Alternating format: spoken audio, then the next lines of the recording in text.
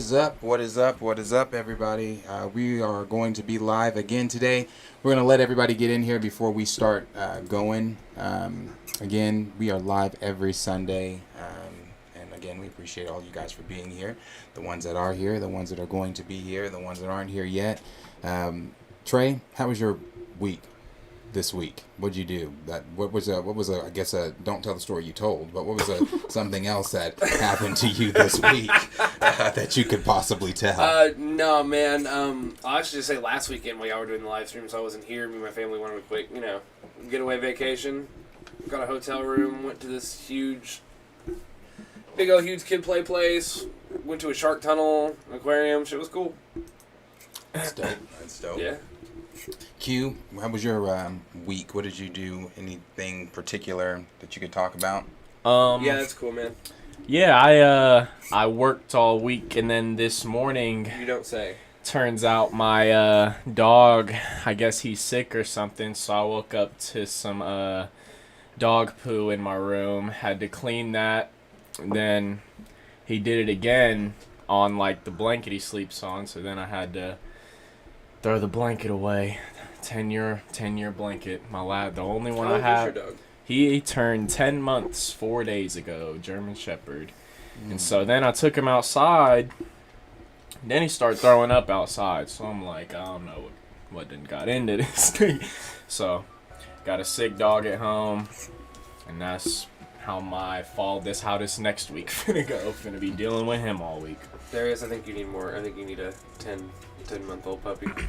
Hey, Darius, how was your week, buddy? What you do this week? I don't need any more pets. My week was a normal week. I mean, work, of course. That's what we do until we die. Work.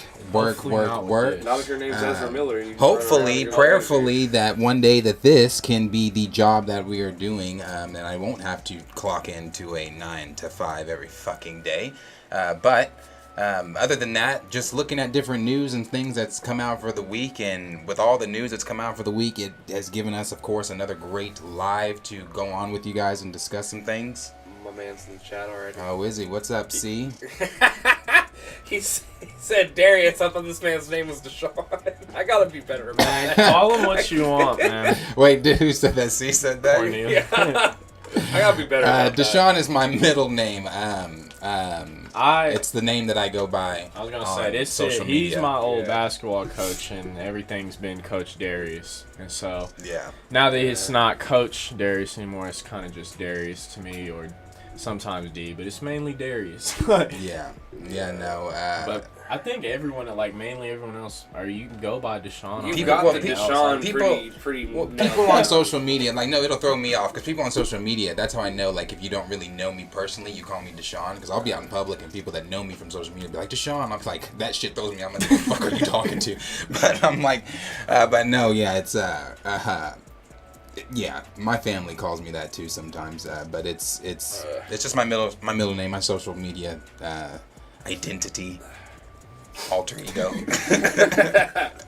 Hey, I will say, the start of this, just like Cordelis, you already know, but anyone gets in the chat wants to post anything. We try to keep these to standard discussions. We'll react, we'll watch things, but at the same time, if there's a topic you want to bring up, you want to hear us answer, we're down to do it. You know what I'm saying? We do this for you fans. That's the fun part of this live streaming we've gotten into, is the interaction process to it.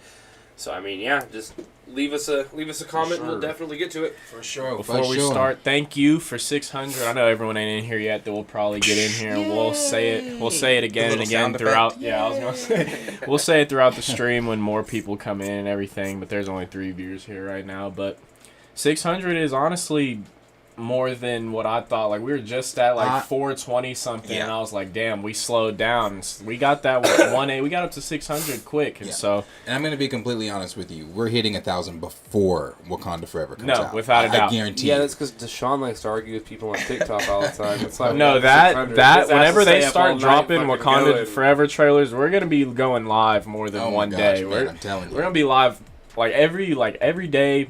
the week before the movie drops, I want to try to get in here and talk about shit, just because I know that it's gonna be heating But I'm up. saying that's what gave that 600 to us. Yeah, no, it's Your ass going off on Twitter. I could just see you, Charlie Day, with the shit behind you up all night.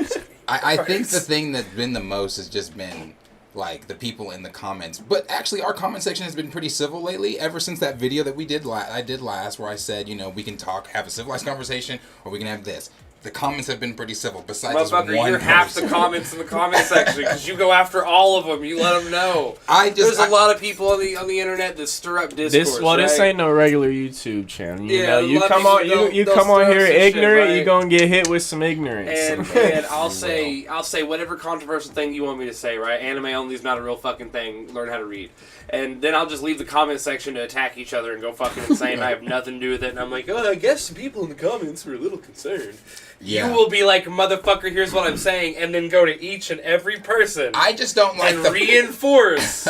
I don't like the personal. No, it's not that. I don't like the personal attacks. I don't like when people come in and they're just like, "Oh, you sound stupid." Why is he so angry? He sounds stupid. Yeah, why? Or you're. He does. Like he does know this is for kids, right? Yeah, I'm like, bro, shut the fuck up. Like I just said, honestly. Yeah, so no, like I said, we've got a lot to talk about with you guys today. There was a full week of news, a lot of really good news, a lot of things that came out. It's been a fun week. It's been a fun week of news for me, I think. And then also, moving forward, I think I said this last week, I'm not going to wait for more people to get in. The people that are here, we appreciate you. I'm just going to go ahead and say this. If they want, they can rewind. We are going to have more co-hosts in here. We're going to have more segments coming up with you guys where we are going to be able to, like I said, there's going to be times where I'm on the screen. There's going to be times where somebody else is sitting in my chair and they're going to be running the show, and it's going to be something like for our anime fans out there, for our D&D fans out there, for our Lord of the Rings fans out there. Those are topics I'm not knowledgeable in. So we will have guys that are here that can discuss those things with you, because I know the Lord of the Rings show is coming out and we do want to be a part of that. I want the channel a part of things like that, regardless of if I'm in the chair or not. I want we want to reach spaces that we're not currently reaching. So some things are going to be changing around here. We've got some announcements that are going to be coming up, some new segments and all that kind of stuff, some new faces that you're going to be seeing. So again, we appreciate you guys being here. So with that said, we are going to go ahead and jump right into the news for the week. And the first thing that we're going to discuss from topic number 1 is going to be that WB asked Henry Cavill to return to be Superman. The new ownership at WB really loved Henry Cavill, David Zaslav, and they've said that. Have you seen the man? Who doesn't love Henry Cavill? That's what I'm saying. Who doesn't love Henry Cavill? Everybody knows here, I'm a huge Henry Cavill Superman fan. I know that me and Cody, I now work with Cody outside of the channel. Cody will be back for those, because we did get messages. I've gotten a few messages on Twitter asking, where's the fourth guy that used to be with you guys? Blah, where's blah, the blah, really high guy at? So Cody will be back, but Cody and I actually just got into a discussion, an argument, a little thing at work, because he was like, well, Henry Cavill Superman, blah, blah, blah, blah, blah, is not the best Superman. You know how Cody is about Henry Cavill Superman. But see, that's what Cody will be saying some shit. What he's trying to say, and I'm going to speak for him right now and get it all wrong, but what he's trying to say is that the story that was told. Yes, the story Henry that Cavill was told Superman. That was Henry Cavill. If he comes Superman. At my man Henry Cavill again, there's gonna be some problems. Henry Cavill's an amazing Superman. It's just he had to suffer from the writing that came about with the movies he was a part of. Right. Well, a report did come out from OG Insider, Hollywood Reporter, and when I say OG, if you have been following movies, TV blogs, or whatever type of YouTube channels, or any of those, not just YouTube channels, way before that time too, any type of movie spaces, Eric Davis is a name that you should know when it comes to movie bloggers, and he is I think he's even president over at Fandango, or one of the head writers or something over at Fandango right now, or something like that. But he put out a report on Twitter. He said, someone was asked, let me make sure I say this correctly. Someone asked him on Twitter, as Henry Cavill coming back as Superman, he said, they asked him, what have you heard about Henry Cavill lately? He said, I've heard a story that they've asked him, and he doesn't want to do it. He doesn't want to come back. Well, then a reply to that came from, let me actually get over to that really quick. A reply from the Wrap. In the Marvel Cinematic Universe. Oh, gosh. Oh, no. Yeah, the Wrap replied to him and said that. Let me get to that.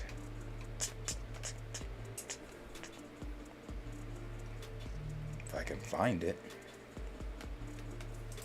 That's because it wasn't on the Wrap one.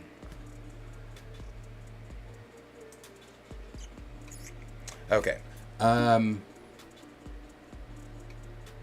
Someone from the Wrap replied, or insider from the Wrap, I can't find that here I had it here, but the insider from the Wrap replied that they heard something different. They heard that Henry Cavill did want to come back, and that, you know, that WB and David Zaslav, the current ownership, they love Henry Cavill, and that Henry Cavill wants to come back, but right now it's a thing where they're kind of waiting.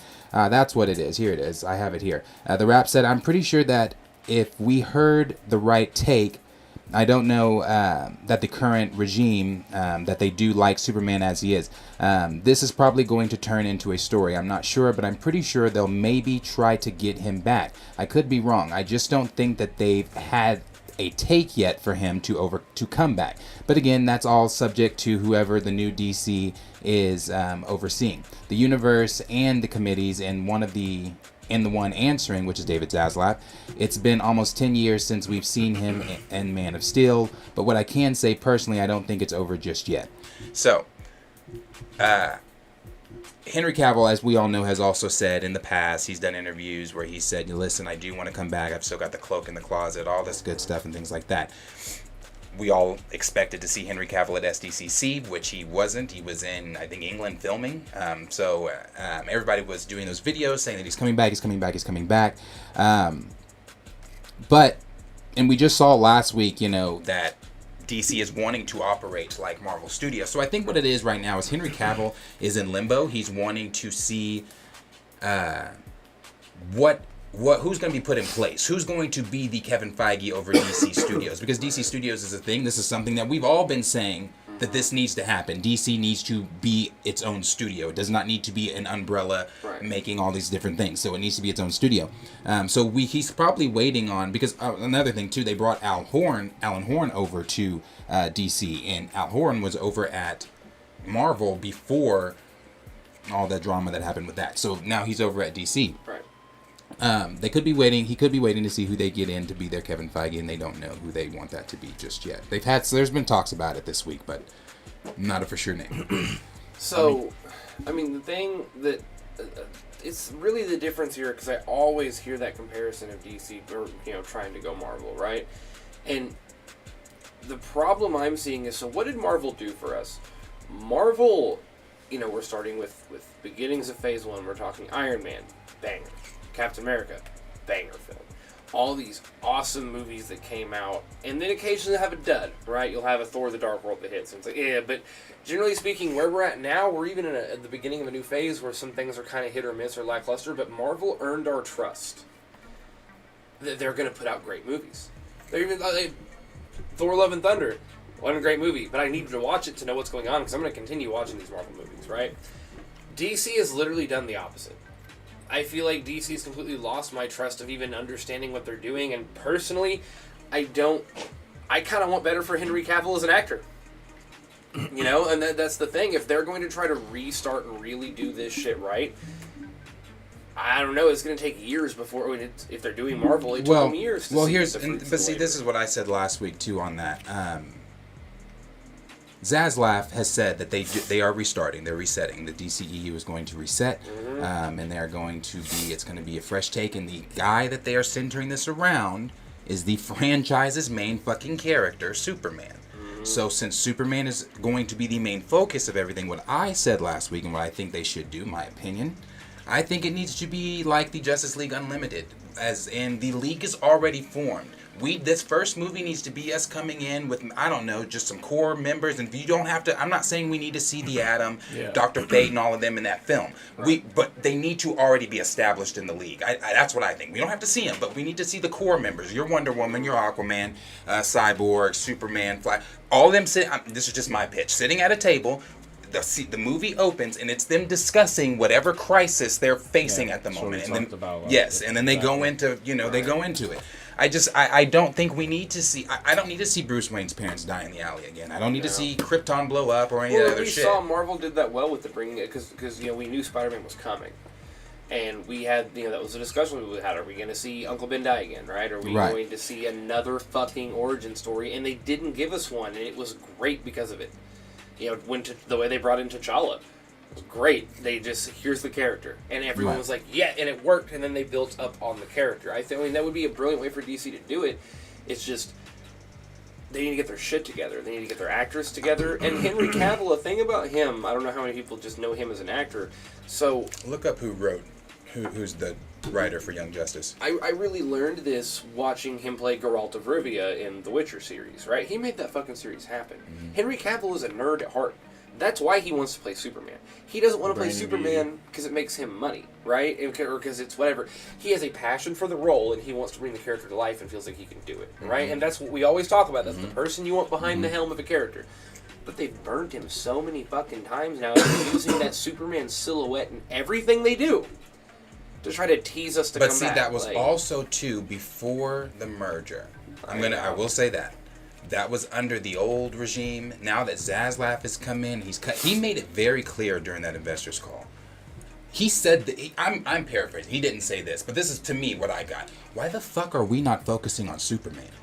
Why the fuck do we keep putting silhouettes of Superman? Bruh. I don't try to bring everything back to recast T'Challa, but it's the same thing. You're doing this without your franchise's main character, so it doesn't make sense. Mm-hmm. So when you're looking at Peacemaker and you see Superman show up, but you don't see Superman, or you're watching Shazam and it's just this, and then I guess he's supposed to show up for the third time in the DCEU faceless. I don't remember what show that's in or movie or whatever. That was bad. But yeah, so it's like, so he made it very clear. We need to focus on our main character. So I think both those reports could be true.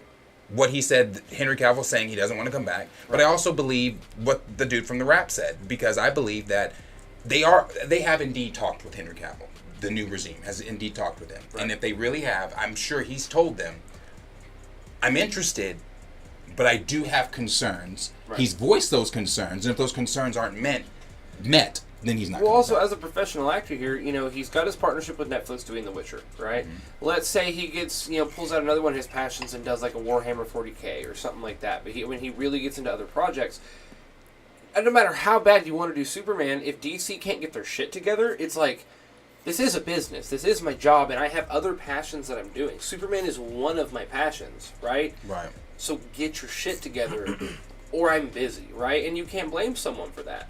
I was going to bring up, shout out Dexo in the chat. He said he loves Henry Cavill as Superman, but I think they'll replace him.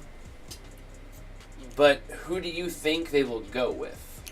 See, that's the thing. Appreciate your comment. That's the thing, too. Well, Q, let me let Q weigh in here first on, well, who did you say wrote Young Justice? I forgot. Brandon Vieti and Greg Weisman. Yes, Greg Weisman. Greg fucking Weisman. Yeah. That's who needs to be over the DCEU. And I'm not talking about he needs to be the Kevin Feige. No. Greg Weisman does an amazing job of fucking storytelling. Watch Young Justice and tell me I'm fucking wrong. He does an amazing job of storytelling. We can leave a story in season 1, pick up with it in like late season 2, and it's like that story has progressed behind the scenes. Like, we're not picking up where we left it in season 1. It's progressed behind the scenes, and you see character growth in these individuals. I think he does a really good job of storytelling and character development. But I think you need to have him write your 10-year plan, because they said they want to make a 10-year plan like Marvel. Have him write your 10-year plan, and when he writes that 10-year plan, then you have whoever your Kevin Feige is come in and break that 10-year plan up and like, okay, this is a brilliant story, but this is how we tell it in movies, parts. This because Greg Weisman's only done series stuff. He's never done movies. So, yes, he's a great storyteller with series, but how can you do that in movies? Then you have your person come and cut that up. That's just my opinion. But we're gonna answer that question on the Henry Cavill thing. But Q, thoughts on Henry Cavill? Do you even think he wants to still do it? My thing is just how long is this reset take? Because we don't know. We think that they're gonna scrap the Flash movie. I think they should. They probably won't, just because of everything invested into it. But whenever that is going to release, we don't know. Is Aquaman releasing still? I don't know why. It's basically, so when is this reset going to No, start? the Aquaman is still coming out. It's Aquaman is essentially, still we're getting to the point where Henry Cavill's about to turn 40, and it's like, why would you put him in this 10-year plan that you don't, I don't know if they have this 10-year plan even started writing it out yet. And so it's like, I think Henry Cavill is thinking to himself, why would I want to put myself in a 10-year contract investment as the face character of something that I've done before and it just hasn't worked. They might say they have this great plan that's going to work, but there's always this chance that it doesn't. And there's always this chance that, I mean, not a chance, but he, like you said, he does have bigger shit to do. There's opportunities that he can do simply because he is Henry Cavill. And so, like, he could do shit with Marvel if he wanted to. And so, I just think there's other opportunities out there that I don't know. Like, I think he enjoys being Superman, but I don't know if he enjoys it enough to go back. Because knowing he goes back once, he's gonna have to do it for 10 years, I think. Right. And so, I just don't know from that perspective if he's willing to invest himself the time. But well, that's also what I meant about trusting that, like, yeah, he could do it, but like as he gets with other projects and other passions that he has, if you're with DC and they keep fucking you over left and right, they're jerking you around, they're not getting their shit together, at what point do you just not trust them to handle the thing? Right. And you're like, right. I do want to be Superman. Right. Y'all can't fucking do it. It's not me, it's you. Well, he said this. He said this too. I want to just read this really quick. He said this too. He said he just killed, and this is him talking about the scene in Man of Steel where he kills, the last surviving member of Krypton, like him. He said he just killed the last remaining member of his faction. That's the choice he made at the moment, and he'll never do it again. That's an opportunity to grow after that, to explore Superman's psyche as a profound personality, seemingly an unexposed avatar, like being Risk, but with a real sense of that inside. And then he continued that the cloak is always in the closet. So he wants to explore. Now, obviously, if we're resetting, that's not the story. Right. So they would have to present him with the story that, is like, okay, this is the story we're telling. This is what we want you to do as Superman. This is who we've got helming it. This is this X, Y, and Z. Everything's got to be laid out, and it's got to be pristine for him, I believe, for Henry Cavill to say he wants to come. I want him back. I want him back. I just don't see how they continuously put out good animated shit and they can't get the like even I just finished the Harley Quinn show, and it's like it's not the best plot wise, but I enjoyed watching it. Like after I went through and I was about to say I went and like saw what people think about it, and people have good shit to say about the Harley Quinn animated series and everything. So it's like I don't see how they can constantly put out. I mean, it might just be Greg Weisman or whatever, but constantly put out everything animated they do. Going back to I've gone back and watched everything. It's just like there's a storyline and everything. Everything's good.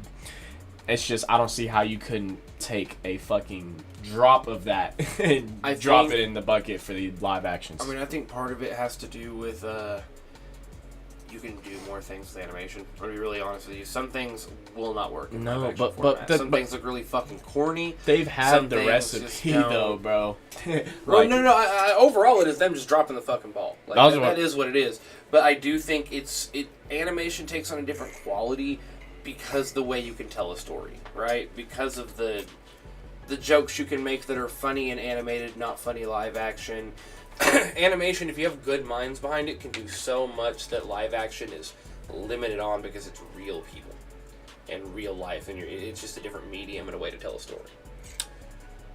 I don't know if I'd agree with that in the DC universe, and the reason I say that is because when you watch, again, I don't know if you've watched Young Justice, but when you watch Young Justice, that shit's real. Some of the tones, some of the stories that are in there. That's what I'm saying. It is easier to tell a story in an animated format. Right, and I get that. But I'm saying, I believe that could still be carried over into the DCEU's live action. I think those same stories. No, even the little stuff like tone and shit that we see in the animated series, we don't see any of that really in live action. They have two completely different formulas, and so I'm wondering just why they haven't been our animated shit has been doing so well. Why don't we just sit down and realize why it's doing so well and maybe just apply a little bit of it to the live actions. It's- That's me personally. What Well, I and would it's do. wild too because the DC animated movies and animated series do so well, and their budget is lower than a full feature-length film, right? But then the films are always fucking controversial and shit. And it's probably someone who's like, "Hey, y'all in charge of the animated shit that makes us money. Get over here and fix this shit." like I said, the old regime. I'm gonna be optimistic with Zaslav. First, when he was cutting give him everything, a chance. I was like, damn, he's cutting a lot. But you know, I'm optimistic, especially after the call there. But So to answer Dexo's question, who are you gonna cast? Who? If you had that's your choice, I was just who would about you to want get be on Superman? that. You know. That's such a tough. I've thought about it, and I still don't have anyone. It's This such is a Henry Cavill. I'm not gonna yeah, lie. because it is. It's such a tough. Couldn't answer. It's a tough person to try to put in the role. Not to be like, oh, I'm not one of those people like, oh, he can't follow up to Henry. I'm not saying that. What I'm saying is, I just don't know another person. To me, it's weird. Of like, I'll even use Henry Cavill's last quote you have pulled up here, where he was like, "Superman is so much more than skin tone. Superman is literally perfect, right?" And the way they have Henry Cavill done in those movies, I mean, the guy looks like a fucking apex human being, right? Dude looks like the sculpted of what a male's supposed to be. They obviously there's effects and things that make him look like that, but like, I don't know. I don't see anyone else that doesn't have subtle imperfections or things that are not. Henry Cavill is Superman. I don't know, man. He's just Superman. He's Superman. It's been 10 years since he's put on the cloak, or well, in his own solo movie. But Superman. I see there from ADCTW. Why make a Supergirl movie if we haven't seen Superman's story yet? Love y'all content. Thank you so much. We appreciate that. We appreciate you. I remember you being here last week, so we appreciate you being here. That nigga will forever. But as far as Supergirl, yeah, I mean, I feel bad for, I forget the actress's name that plays Supergirl. I feel bad for her, that, you know, her story, because I don't believe that movie's still good. Oh God, I want to say I heard something about that this week. I can't remember though if that movie is still gonna be happening or not, but I do agree. Which one? The Supergirl film. I can't remember. God, I don't remember, but I do agree with that. I think we need to see. That's why the focus is on Superman. It needs to be on Superman. It has to be on Superman. It doesn't make sense for it not to be on Superman. Right. So, I mean, yes, I want to see Batman, Wonder Woman, and all those stories too. I do. But at Superman the is core, bro, linchpin, dude. man, that's what I want to see. Like whenever he shows up in Young Justice, I'm like, oh shit, Superman's here. You know, I want to see No, Superman and it's stuff. a point. There's a point to be made here. Of there are times in or in DC Comics. Sorry, I said the M word. Where Batman will literally do everything he can as a schemer and a plotter to make sure something's going to work out. But do you know what it typically comes down to in the big moments? Batman's trust in Superman. Yep. His faith that Superman can do the right thing, can do what needs to be done. And I mean, Superman's the linchpin. It is what it is, you know? Yeah. Yeah, he is. Just to round up here, Ferb said Henry is the perfect soup. Any other sort of casting just can't compare. I agree. Just casting alone. I agree. And I agree. You know, this is one of those things where I wouldn't want to put too much. If there was a new soup, I wouldn't want to give him too much shit because, I mean, he's just filling a role a da, but I feel like it wouldn't be the same. Like Henry Cavill could be in that suit right now. Yeah. I mean, like, that's obviously with all these roles and everything, you want to cast someone who really knows what the fuck they're doing and everything. So that'd just be up to DC to cast the right person. Hey, Cornelius says Zac Efron. Oh God. No, that's Zac Efron. Yeah. Put him in there. So that you know, that's our thoughts on that. And you guys continue to let us know down below in the comments what you guys think of who you think, if there is anybody else that could be possibly playing. I agree with Ferb. Nobody else can play Superman. I just want to see Henry Cavill do it. But again, let us know down below in the comments what you guys think, and we're gonna move on to the second topic of the day. Real here. quick side note, bro. You know they're cussing in Super Pets. Oh no, I didn't know that. Yes, there's one of the characters is blind, right? And it randomly happens in the movie where she's trying to walk around. She goes, "I can't see bleep, bleep, anything out here," and then hits a wall and goes, "Oh, beep," and it literally just does this sound, beep. No, And it's like, you don't get mad about that Buzz Lightyear scene, but not Super Pets cussing all over the place. All right, that's a different conversation, though. That is a different conversation because I could go in on that one. But moving on here. So it came out during a panel at C2E2. Rosario Dawson got on stage and she started discussing what she had heard about the Punisher. I'm not going to play that clip. I was, but I'm not. If you want to go look at it, you can. But Rosario Dawson was on stage at C2E2 and she was just talking about how she's the Punisher, or John Bernthal is the only actor she hasn't acted with. She loves him and she wants to act on the Punisher and all this kind of stuff. And she's heard that the Punisher is happening and all this kind of stuff. I don't know. I don't know if the Punisher is happening, and the reason I say that is because there are people claiming that she misspoke, and then there are some people claiming that this is that Kevin Feige is going to be bringing Punisher into the MCU. But if you remember, I think it was how long ago was that? I don't. It was a couple months ago. Not a couple months ago. It was maybe more toward the beginning of this year. But John Bernthal has already said the only way he comes back is if it stays true to the character. Mm-hmm. If it doesn't stay true, because he said that he holds that character so dear to his heart. If it's not true to the character, then he doesn't want to come back and do it. Right. And yes, we've seen Marvel making the moves. You know, they just put out Logan and both Deadpool's on Disney Plus, and you know you got fucking parents had an uproar about that. Then you've got that Marvel Zombies is going to be TVMA. Right. We've seen darker tones in Multiverse of Madness. We've seen darker tones in Moon Knight. But the problem that bothers me is the other new headline is that Daredevil is supposed to be more lighter toned. So if Daredevil's going to be lighter toned, I can tell you right now, John Bernthal's not going to come back but that's just Daredevil being lighter toned in She-Hulk. Right, but then again, if this is the same Daredevil that we're going to see 18 episodes of I don't think we'll see a different Daredevil. I just think. So you think this Daredevil's and She-Hulk is a different Daredevil? Because I read what the writers exactly said, and they said just because he's going to be in She-Hulk, they're going to be exploring more of his lawyer side and everything, not more of his he's going to be Daredevil in the show at times, but it's also obviously going to be focused on him as a lawyer and everything. So he's not going to be more as he was in the Netflix Daredevil show. But I don't. Kind of how they switched up Vincent D'Onofrio for Echo, or switched him up for Hawkeye a little bit. That's the same thing they'll do, but I think they'll both go back to the same thing when they return back to Daredevil. But see that's so if he is going to just be more lighter tone because he's not going to be suited up as Daredevil as much in She-Hulk, and when he goes back to his show, if it's not going to be like the Netflix show. That's John Bernthal's whole issue, is he adores his work he did on the Netflix stuff because he was able to bring the character's true spirit to life. You cannot take this character and do Frank Castle any other way. Yeah. You can't. Right. Well, see, that is the thing, and that goes into me and you were talking about when I first got here today about Disney making weird moves and what is Disney going to show, not show.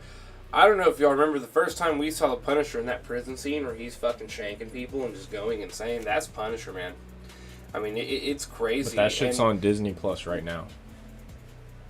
It is. Yeah, I mean, but see, that's my point. That's my point. But that's not a pre-developed, so it's not a series. I'm just saying it's there.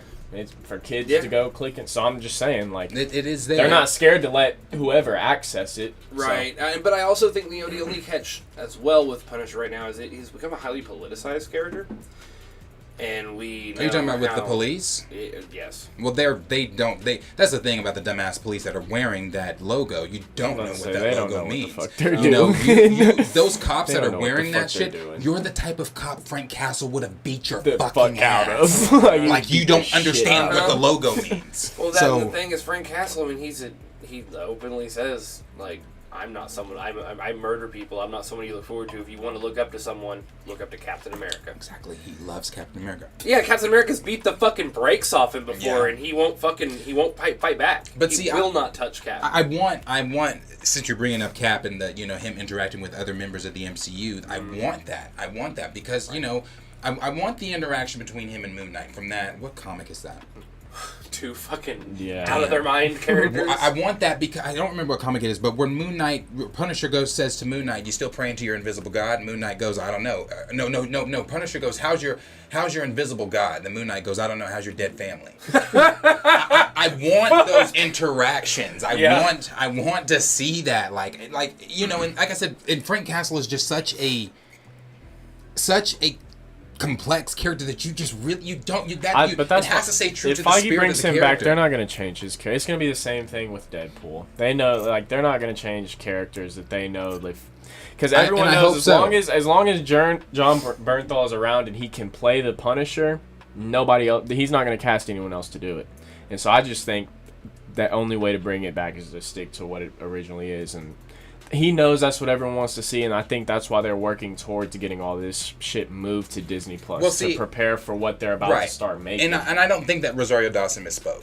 I was gonna say because Kevin Feige knows he's got to start making I'm not the type of nigga who cares about all this violent shit, but we needed some of it in the MCU because we don't really get much of it. So I think he's heard the fans because there's enough fans screaming it and everything. So I think with the shit that he's put on Marvel have decided to put on Disney Plus and everything, I think that's just getting ready for the stuff that they're about to make. Yeah. Well, I feel like it ain't just people just being like, I want to see violence. I think it's some people. Well, yeah, but I do too. Don't get me wrong, but I do in the sense of if the character and the comic book that I enjoy is a very violent comic book, then he needs to be a violent character portrayed live action. That's be true to my character. No, exactly. Especially Frank Castle, because Frank Castle often, more times than not, has a mental break midway through his violence that makes him even more violent, and he has to be talked off a ledge every single time. It is because he has PTSD. It is because of what he's gone through, and I don't know how else you portray that. I don't know how else it has to be what it is. Right. Like I said, I don't that think scene where he's sitting there, he's like, no. That shit is so fucking gold. I don't believe that she misspoke, and the reason I don't believe that she misspoke is because we just heard Patton Oswalt randomly say some stuff about Eternals, and again, as I mentioned last week, people were saying, oh my gosh, did Patton Oswalt have a Tom Holland moment? No. Understand how Hollywood works. Understand how these actors and actresses work. They have publicists, and before you go on a live show, you are asked questions by the host. These are the questions we are going to ask you. They're filtered before you go on. And then based on your answer, they say, okay, well, based upon your answer, these are now the 3 questions that we are going to ask you on the live show. We just want you to elaborate a little bit more on air with your answer. So they do that. They go on, blah, blah, blah, blah, blah. So it's not as if Patton Oswalt went out there and just said, oh yeah, Eternals 2 is happening, Chloe Zhao's back, blah, blah, blah, blah, I'm back with Harry Styles. No. That was approved. So Rosario Dawson going up there, I don't believe she misspoke. I do believe that Kevin Feige has probably she said that shit confidently as hell. put things in her ear. Now, one thing is that Kevin Feige did at one point he did say that the only rated R content that the MCU would ever do is Deadpool. So, but I mean, here we are with Marvel Zombies being TVMA. So, did he know he'd get access to Daredevil and all those Netflix rights back then when he said not the Netflix stuff? I was gonna say the Netflix things because the Netflix characters, at least most of them are fucking violent. They are. I mean, I don't think Jones is still Jessica Jones is coming back. The actress that plays her they're bringing her back. I was gonna say I don't think he knew about at least getting the Netflix shit, because if he would have knew that, I think he wouldn't have said that, because all those shows have to be so fucking they have to be so violent. If all of y'all slept on Jessica Jones, you can go rewatch that shit. That first season was so damn good. I mean, I think the shit they did with Black Bolt was violent. So it's they can do it. But see, when I say, I agree with that, but when I say violent, I think a lot of people, I don't know if everybody remembers this movie. You remember the Punisher film? The original one? Yeah. We watched it a couple weeks ago. Yes. Okay. God, that's They stabbed him with the fucking pool stick. My favorite one. That is my favorite. That's my favorite. One of my favorite interpretations of the Punisher. I only watched it too just because the scene where I wanted to go see the scene where his family actually fucking dies where they murder his family. Yeah, you showed me that scene. Yeah. I was like, I'm gonna go watch this shit. Yeah, it's a good scene where they actually murder, they mow his Bro, son. they came in and Yeah. clipped them. Yeah. Cleared everyone out. I think that movie is so good because then you see what Frank goes through the rest of that film. That he has to be like that. When he beat the shit out that German dude, that huge ass Russian, he has. It's got to be like that. Right. But take that. What did that come out in 2002 or something like that? Take that, bring it into 2022. And you've got to amp that shit. It needs to be hyper violent for real. It has to be. Yeah. That- Well, and I'm not talking what I that mean Moon. about I'm him. not talking Moon Knight where we're not seeing him beat the fuck out the Jackal. We're just hearing it. Right. No, I want to see that shit. No, yeah. I want to That's see the- it. That's the only complaint that I had about the MCU or about the Netflix Punisher was that he was. I mean, he seemed more like sad affected by his family, very upset affected. At least in his own The Punisher series. No, I mean he was a little more unhinged than Daredevil, which I liked. But that's the thing. No, Frank Castle's an unhinged man. So the moments where he can be protecting some girl, and he's fighting, killing the whoever bad guy is doing what the fuck ever. But then all of a sudden it's like he shuts it off and he's like, "Are you okay?" And it's like, no, that's not the Punisher. He's still fucking seeing red. He's Right, still every right. time he closes his eyes, his wife and child are dying. You'd be lucky if he didn't kill the person he's protecting and then be like, "Fuck!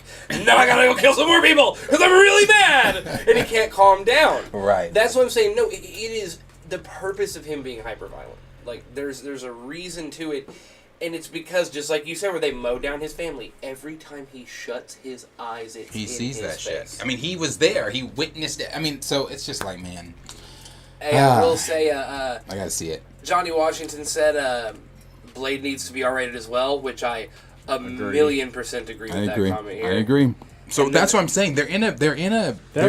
They're bringing shit in though. That's the thing. But that's the thing. Are they gonna do it though? Is it gonna be rated R? Are they gonna push it more? But that's my toward thing. the- Imagine how much more popular Marvel would get if they fucking do. If they do change They could the bring formula. in. They could bring in. I was gonna gonna say if they change up the formula for the shit that needs the formula changed, if they Right. do it, that could be huge for them. And what's really wild That is to me, true. actually, is a lot of the stuff that needs to be hyper-violent is like the gritty inner city, not that strong heroes. You know what I'm saying? Anytime you have your I mean, that's what it interstellar fucking it's kitty shit and haha, this is amazing superpowers and fly, and then you get like a Daredevil who's like, no, here's a blind motherfucker that can use echolocation, beating the dog shit out of people. Yeah.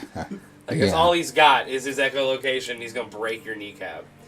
Here's this big bald And nigga just that to remind runs- everybody, that anybody in the runs New chat, York.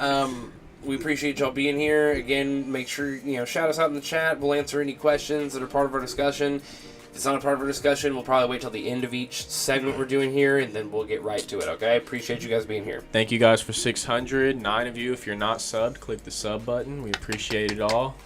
Had to get that out. And then we're gonna, so like I said, that's that going on there with Punisher with John Bernthal. I don't know. You guys let us know down in the comments what you guys think. Do you think John Bernthal is coming back? Do you think that Marvel is actually going to be able to produce rated R content outside of Deadpool? Do you think that they will do that? Do you really think that Kevin Feige and team are going to push that more rated R content out there in the moving forward in phases 5, 6, and 7? So you guys let us know down below in the comments what you guys think about that. Yeah, and whose children are they protecting by not making R-rated content? Because my son's watched all these series with me. Right. All these kids he are watching thinks this. Daredevil's dope, man. So we've got our next topic here. Topic number 3 for the day is going to be that Giancarlo Esposito, and this has been some rumors. Now we've talked about this a few times. We've seen this way before the video. There has been speculation out there that he had met with Marvel and things like that. But I don't know what that was he was at exactly, but he was at, looks like some conference or convention, and he was discussing some different things. I think, this is just me, if you go back, I'm not going to play the whole thing here, but if you go back and you look at what this man was saying here, when he said, when he was giving his whole spill here, I believe that we saw in that moment, I think we saw Giancarlo already in character as Charles Xavier. I'm serious, bro, because the stuff he was saying, I'm like the speech he was giving to the crowd, yes, he was trying to motivate them for whatever, but that was so Charles. That was so... Before you watch this, that motherfucker is amazing. He is. I love this. He is. Ever since I watched Breaking Bad, I have loved this So if they cast motherfucker. him as Charles Xavier, are we gonna get a Walter White Magneto? Well, here, I'd fucking lose my mind. and you know, That'd be so it was some last nice week that this. It was last week or earlier. No, it was last week that this video surfaced. So we just haven't had time to discuss it yet. But he talked about playing characters like Magneto. He talked about playing Doctor Doom. But then he said, "I'm going to put it out there that it's, Professor." He said, "I want it to be something different. I'm going to put out there Professor X." And the reason he said something different is because every time we see this man, he's playing a villain, damn good at whatever Hell fucking yeah. villain. Doesn't matter if it's TV shows, movies, video fucking games. It doesn't matter. He's amazing in every role he's in. We've just never seen him be the good guy, and I think that he. That's why I don't. The reason some people are saying oh it's. Actually, I'm gonna get into that after I play this. Let me play what he actually said, and then we'll get into the rest of that.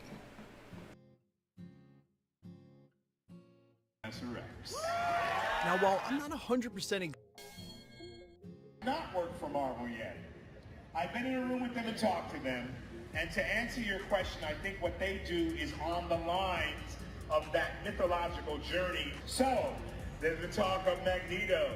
There has been talk of, who else are they talking about over there? Dr. Doom. Victor Von Doom. Doom. And there is Professor X. Don't do this to us. Pick one. Pick one. I'm gonna go for something that is a little bit different. Ooh. I'm gonna go and put it out in the universe that it is Professor X. now while I'm not Okay, so he says that he's gonna put out there that it's Professor X, and like I said, I've said this before. I am. Well, actually, Trey, give me your thoughts on that first. So before two things. One, I don't think I would do well at one of these fucking panel things because they're up there and they're just saying names. Yeah. Victor Von Doom. Yeah. Like, what do you? Why are you yelling people's names at me for? Like, I don't know. I'm not fanboyish like that. But what do you? Are you thinking? Like, are you asking me if I think he will be Professor X or? Or what do you just think about this things you were just saying that bringing up Magneto, Doctor Doom, Professor I X? mean, we've seen enough soft content to confirm that he's probably gonna be Professor X, and that's it's cool. I'm fine with that. Honestly, I think out of the three, he would fit Professor X better than he would Doom or Magneto for sure. I mean, I don't know. I feel like you talked about this earlier about these actors. They have publicists. They know what they're doing. They have partnerships. They know how to hype this stuff up and say, "Oh, just a little bit too much." You know what I mean? But I fully think he's Professor X. I 100%. I believe it too. Q, your thoughts on what Giancarlo was saying to these folks? I'm honestly excited if he is. I think I agree with you. I think he's going to be Professor X and everything, and I'm excited to see for the reasons that you said that every time we see him that he's the villain or the antagonist, and so I don't know. I think him being Professor X will be cool. I don't think the universe would mind it just because he's such an amazing actor and everything. I don't think they would mind the race thing or anything about it. Hopefully not, but I don't know. I mean, hopefully we can get to the point where we're starting to confirm all these villains and everything, because now that we get into it, there's so many Marvel villains that they haven't tapped into that are like such amazing villains, and so I just hope that they can finally start accessing those and tapping into that potential, because when I really start thinking about it, there haven't been too many like great, rememberable like villains in the MCU. Yeah. Well. There have been some. There's Yeah, But there haven't been but you're like right. too many. They've only touched on Whenever they certain have names. access to some very, very good ones. And well, go ahead. Oh, I didn't get to weigh in on this last week, and you guys talked about it. I am kind of interested in playing with the race topic, right, on this. That's what I was just about to jump in. Because I'm torn for one reason, and it's not me personally. I don't give a shit. I would be totally happy with maybe Professor X. But I've always made the comment before that I hate race swapping because you can do more with a potential character by creating a new character, right? That's like why I really like Miles Morales instead of just reskinning Peter Parker, right? He basically is still Peter Parker, but He's basically Peter Parker. But he draws from his, again, Hispanic roots, his He black does. roots. Yeah, culturally, he's different. And that is the point. But when you say Peter, when I say Kal-El to you, who do you envision? Obviously, Superman. Superman, a carved from marble white guy, right? Right. Is what it is. I'm not saying that But- no one could play a black Superman. Well, see- It's Well, just that's kinda what my main question is. I asked last time. I don't think you were here, but I don't know. I don't know, so I'm asking you. Right. Does Professor X being white have like any value to his story? His privilege. Like, about as much as Spider-Man just being a white guy. Yeah, he's not. I mean, he is an old white Privilege dude that grew up wise. very privileged. Yeah, privilege-wise. okay, that may. Yeah, I mean, look at his school. It's the Xavier Like, Foundation. I'm just He's a saying, like, because the rich example I white brought up is, dude. like, because it's just so big. Like, we know T'Challa is historically, like, his value is, like, he has actual, like, historical value and everything, being black.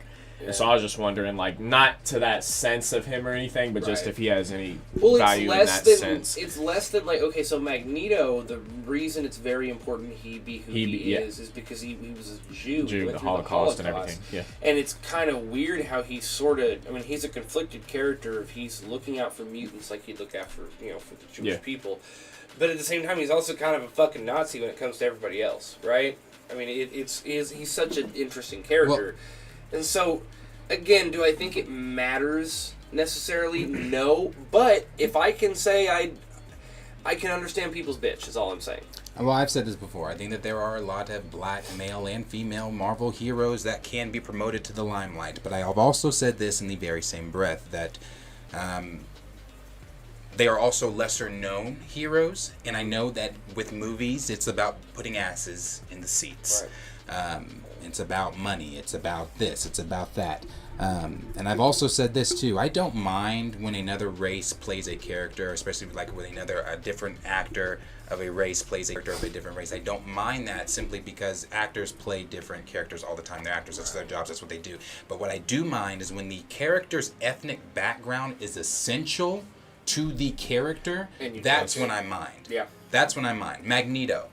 His ethnic background is essential Yeah, to he has his to be character. Jewish. He has Like to be another Jewish, example, man. like Shang-Chi. No other race can play Shang-Chi. Well, yeah, that's obviously. my- No other that's race what can I'm- play that T'Challa, was like my you said. question. Obviously, no other race can. To me, Like the historical value of right. it. Like, And I'll even say this: Bruce Wayne. I don't think not Batman. I don't. The character Bruce Wayne cannot be any other race but white. I'm gonna pull from the comments here, and because I kind of disagree with this. Something Cornelia said is he was bringing up the fact that like John Lantern or Green Lantern, John Stewart's Green Lantern, right? The race of Green Lantern does not matter for his backstory in any way, right? I mean, we're talking space and shit here.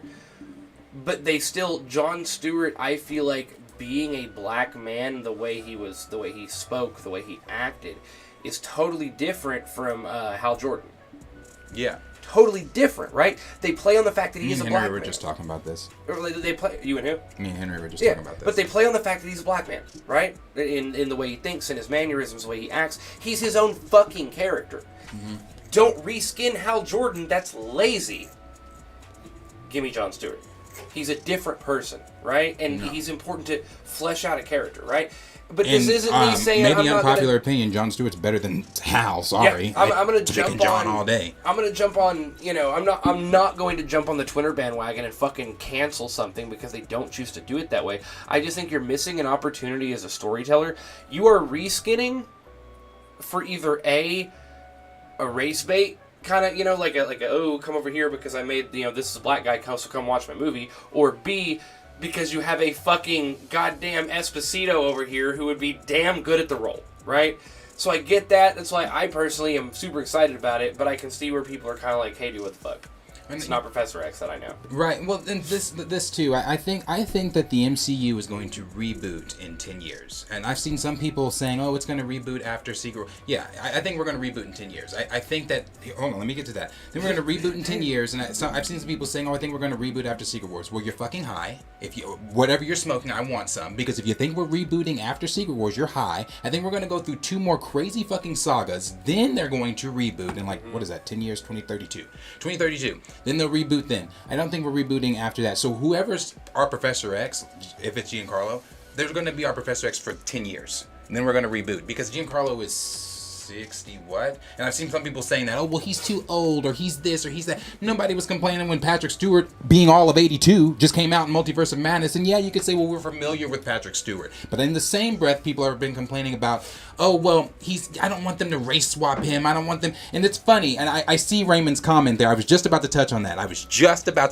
When he said people on Twitter were in an uproar because their character was being fucked with. It's not fun when it's your character, is it? It ain't fun when it's your character being fucked with.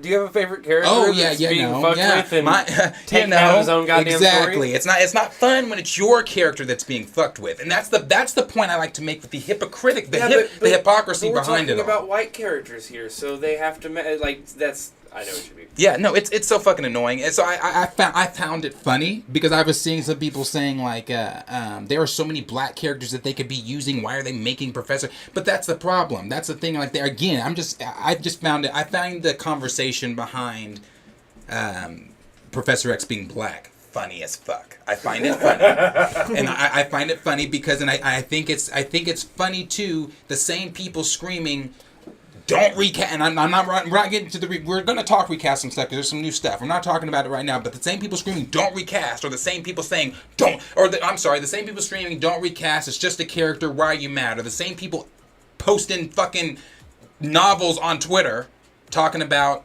this is my character, why are you changing my character, why are you this, and yeah, it's no fun when it's your fucking character, is it? So shut the fuck up. Shut the fuck up, and like you tell us, accept what the fuck Marvel does. I trust Marvel. Knows. They have a plan. They know. Right. So why are they getting so mad? Why are y'all getting? Yeah, why are you so mad, bro?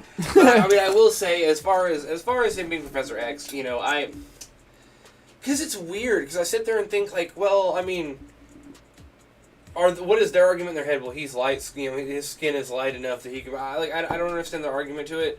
I don't know what they're trying to do here. But I just think they're thinking it doesn't matter. Yeah. But I feel bad for any motherfucker that has to follow Sir Patrick Stewart in the first place. So, I mean, they could have. He's one of the best people who could have ever fucking done it.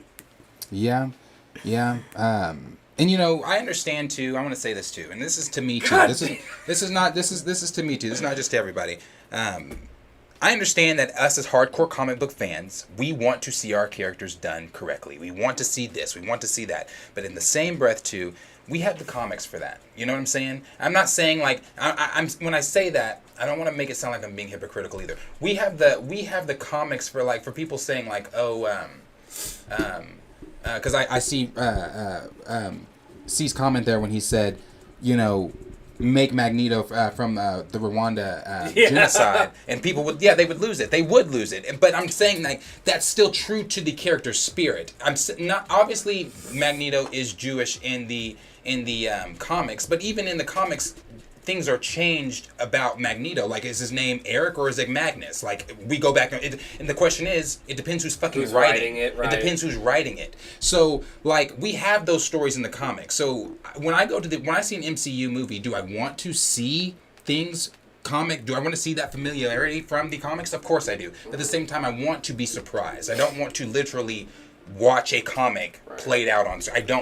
I want to be surprised. I want to see an adaptation. So these are adaptations, and if they choose to make fucking Professor X black, fuck you. You're gonna have to deal with it. It's gonna be black, and it sounds like he is gonna be black. So I'm for that. Well, I mean, I'm just saying that's all I meant from that is I can hear some discussion, some dialogue about it, right? Mm-hmm. Just because again, the Jon Stewart argument, right? Mm-hmm. But I will not listen to the Twitter fucking canceled Marvel fucking. They lost me at Miss Marvel. They lost me after that one. Yeah. No, like I said, I think that it's cool. I like Giancarlo anyway, and regardless of who he was playing, it's just the fact that you have that name. That name draws in so many other people. It doesn't matter if he's playing. It doesn't matter. It's Giancarlo. He would kill that role. The Breaking Bad community just shit their pants, bro. He would kill that role. He would kill it. So again, that's you guys. Let us know down in the comments down below what you guys think of Giancarlo coming in as Magneto. You can go ahead and read some of those comments there. And you guys let us know what or not Magneto, I'm sorry, Professor X, Dr. Doom, or Magneto. He's putting it out there that it's going to be Professor X, and I personally believe him. We've said, I don't believe that these actors and actresses or doing anything by mistake. I think these are all leading into what we are about to start seeing in the MCU. So let us know down below in the comments what you guys think about that, or any of the things that we just discussed with that. And the next topic here, we're going to move on. Hey, yeah, do you want me to hit these comments? Yeah, hit those comments. Hit those comments. All right, yeah, so we've got a Raymond 2000. Shout out, man. Good to see you back. He said about, people on Twitter were going after Esposito. They're ready to riot when they found out. He also said, God forbid we asked them to do something for T'Challa to be recast. Or, God forbid we asked them to do something for T'Challa to be recast. It's a major issue. And you're not wrong, man. They won't even humor the conversation. And then, of course, we have Cornelius saying, make Magneto a survivor of the Rwandan genocide and watch these people lose it. Yeah. They would lose it. Yeah, but it goes back to the hypocritical argument of you can't touch my character, but you can't touch your character. Yeah. And then Raymond 2000 also said, don't change Magneto, but it completely erased T'Challa. Like, yeah, I mean, it's all y'all are on the same page as us. It's kind of messed up, but I want to say again, I appreciate you guys being here. I want to start a quick side argument because you didn't touch on it. He said Killmonger was the best villain. Are we agreeing or disagreeing with that? Killmonger was a very good villain. I thought he was a very, your favorite very, villain, I'm assuming, is Wanda. I'll disagree entirely. Are you Thanos? taking... Are we not including Thanos? Like, Thanos is great. The best? My favorite villain in the MCU so far. Well, not even favorite anymore. Who is the best? Well, fuck, now technically Doc Ock and Green Goblin are now in the Marvel Universe, so... Yeah, but see, they didn't... I would put them in that... Even though they were both great in that, they literally just picked up where they left off in their last film. So there was no new motivation, there was no new plot for them. It was just them being the exact same. Is this loading the screen there? How's the live look? The live looks okay? Mm-hmm. It's loading. Yeah, it's just a little bit of a delay. Okay. Yeah, I don't know. That's a question I'm gonna have to think on that one. I'm not sure. Honestly, my favorite, like every time I go back and watch, I don't know about the best, but those first iterations of Winter Soldier, bro, that nigga was dangerous. Yeah, dude. Like he wasn't like Thanos level and shit, but yeah, that nigga was kind of scary, bro. Yeah. Or that nigga. Okay, let's be real here, since he's technically MCU as well, dude. Vincent D'Onofrio. Motherfucker, Vincent D'Onofrio murders. I'd put him up there. Goddamn obliterates the competition. When he smashed that dude's head in with a car door. Bro, not even that. Like, when that nigga was fighting Frank, when he was fighting Frank and he was handcuffed and Chat, shit. let me know how the video looks to you guys. Let me know if there's something I need to fix. It's on. It's on. It's just a delay. Because I have it pulled up on here. Okay. Shit, so does Keith. Netflix Kingpin best villains. I was gonna say I don't know about the Kingpin we saw in Hawkeye. Or Hawkeye, yeah. But this one here, yes. Now, anyway, so that brings me to the next topic here. So the next topic we're going to talk about is all the set leaks that have come out for Echo, that come out for Loki Season 2, that have come out for Ironheart. We're going to jump into those. We're going to show you guys some of these pictures if you haven't seen them. This obviously comes from my favorite scooper, My Time to Shine Hello. And they are just giving the comparisons here, looking at Vincent D'Onofrio here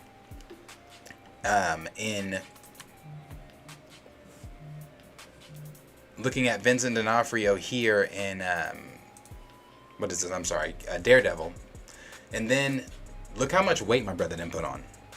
I don't believe. Suit, yeah, that's the suit. But look, but also hold on. He got a little neck and chin on him, but go up here. Let me see if bro legs skinnier. Nah, bro's bigger.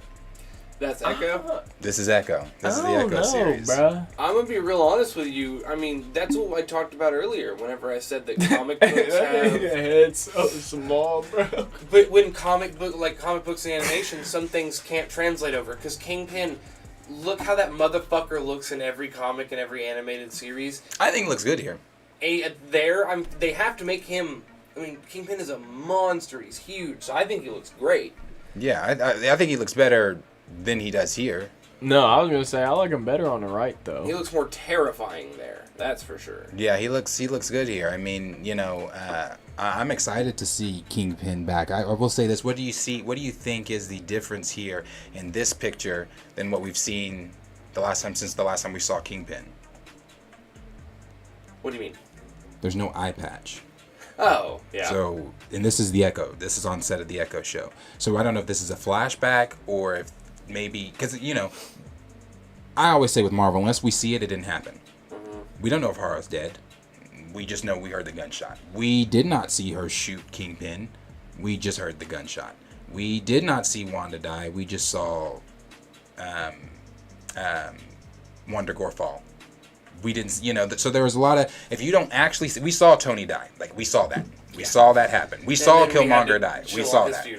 Right. Like, we saw those things happen. Did we see Killmonger die? Yeah, we did. Yeah, we saw How? it. When he pulled out But he got thrown into the water. Yes, or but he the maybe camera- could've floated to We some didn't see a body. He could have floated to some Atlanteans. We didn't see a dead body. And the Atlantean or wherever they're doing in the MCU now, they got Killmonger's body with some tech or some Hey, I will shit. say about his size, directly And they- relating to his size, Cornelius says, well, Vincent is 6'4" and 62 years old. You don't really want him putting on bad weight. And then ADCTW said he looks comic book accurate. That's what I think. Cornelius, That's do you be really Googling shit as we talk, or you got that shit like memorized? Hey, like, I Leave think Cornelius I think he alone. does look comic I'm accurate. asking No, him you a leave. question. Don't fuck. I was talking to Don't him ask him last questions. week, bro. He wasn't. Uh, and maybe when you get here week to week basis, you can get on a level where you can ask him personal side questions like that. But me and him, All right. I'm like excited that. to see. let him know. See, I'm excited don't- to he see don't him know and about Daredevil back together. I am too. I'm Um, so excited to actually see Daredevil run into a more established Fisk within the MCU. I'm more excited for the Daredevil characters that are going to be in the Echo show rather than Echo. As you know, I'm not excited for the Echo show at all. I'm not at all. But I'm excited to see like Wilson. I'm excited to see Matt. I'm excited to see the others. I don't want to see like the Echo stuff. I don't know. Whatever they're doing with Echo, I don't know. Cool beans for them. Beans for you. But we've heard a rumor here that toward the end of the show, or during the show, or either at the end of the show, Wilson Fisk is going to be running for mayor, or at the end of the show, he's going to be Mayor Wilson Fisk of New York in the MCU.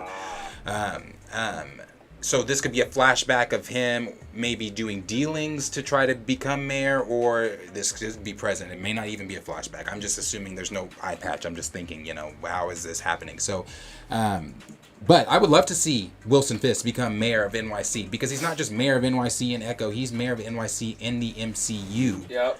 So I would love to see that happen. Imagine Spider-Man coming across Mayor Wilson Fisk. Imagine Spider-Man touching Mayor Wilson Fisk, not just Wilson Fisk, the philanthropist that he is in the comics and things like that. We're talking Wilson Fisk, the mayor, and Spider-Man is already hated. Yep. For things that he's done. Well, I guess people know. People just don't know that it's guess, Peter Parker. Everything that happened as Spider-Man, everybody still remembers. Like, Yeah, they that's remember all that shit. They just don't remember. So it's like That's another thing. While we were talking about, I know I'm backtracking to this, but best villain, Mysterio. That shit is tough to me, bro. No, I I'm knew not the minute gonna he lie. walked in that corny ass was in. No, I bro. didn't like the way they did No, Mysterio. bro, the way that nigga was working Peter, like That's the towards only. mids, That's the only scene that's cool. That's the only scene where that nigga really being a villain. That's the only scene that's cool. when he's doing the. When he got his drones and shit, that nigga is working. Yeah, that's the only scene that's cool. That shit And I was hate so the fact tough. that it's drones. I hate the fact because that's not Mysterio.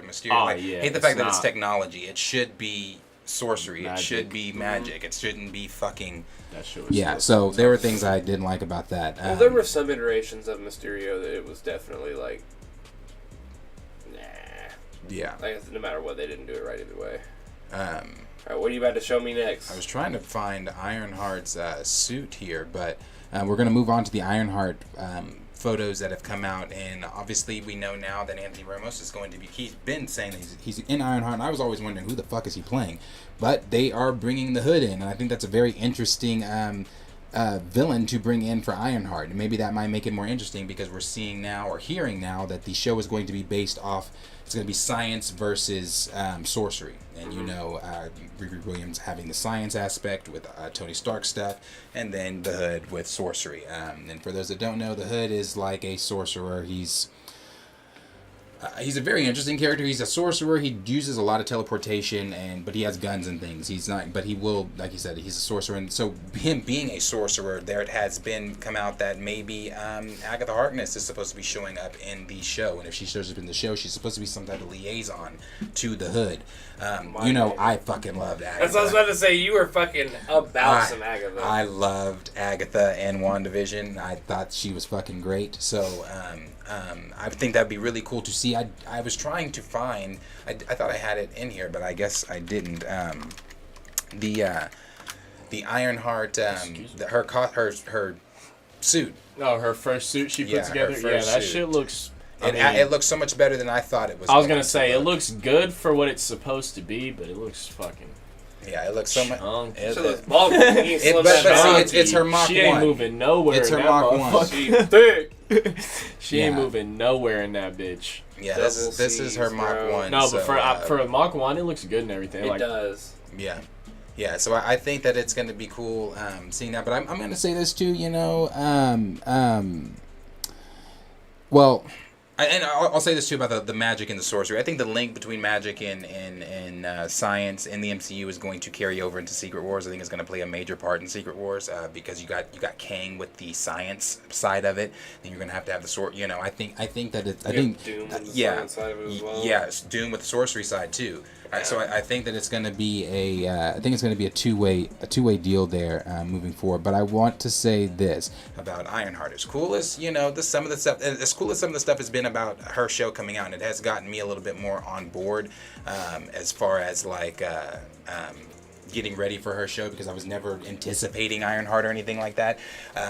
That's why I believe that she's going to be in Wakanda Forever. That's why I think she was put in Wakanda Forever to build a fandom, just for like America Chavez, to put her in there for people, because people didn't know who America Chavez was. She came in the all new, all different Marvel time, just like Ironheart, all new, all different Marvel time. So it's like, in all new, all different Marvel was, as I've said so many times, all new, all differently stupid. So it was like you were taking characters. You killed Iron Man to give us Ironheart, and I wasn't for that in the comics.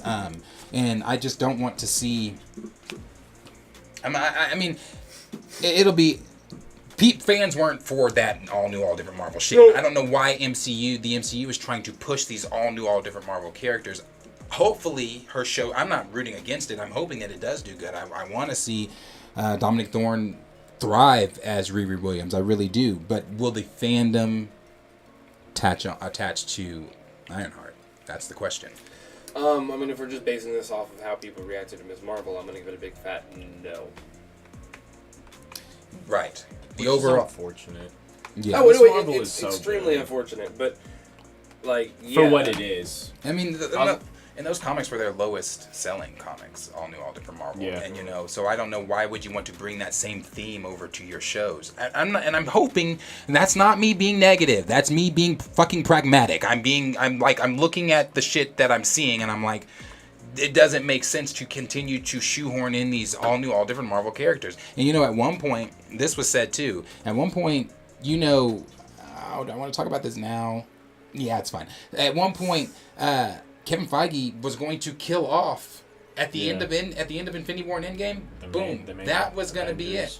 The Avengers were going to be gone. All the mainstay Avengers, Rogers, Thor, Hawkeye, Natasha, they were all going to die. Russo said no. And the Russos said no to that. I'm going to touch on the Jon Favreau shit that they talked on when we get to the recast stuff. But yeah, so I don't know. I'm just not. All new, all different Marvel characters. Hopefully she attaches to some fans in Wakanda Forever. Right. But moving on from that, we've got the Loki, which I'm fucking pumped for. Now this one I want to see. Yeah. Loki season 2. Loki season 2 set leaks have all been revolving around this damn McDonald's that I believe Sylvie is working at. I believe she works at this McDonald's. The question is, because and it seems because there's different pictures of Loki in different. Or Sylvie, I'm sorry, in the same uniform but different jackets or something like that. So it's like she's going there every day and Loki's following her. So the thing is, did Sylvie, after she killed He Who Remains, jump into the timeline to hide somewhere? Because she's living what seems like a seemingly trying to be a normal life. There was even this. This video is kind of weird because you have to remember this doesn't have the VF.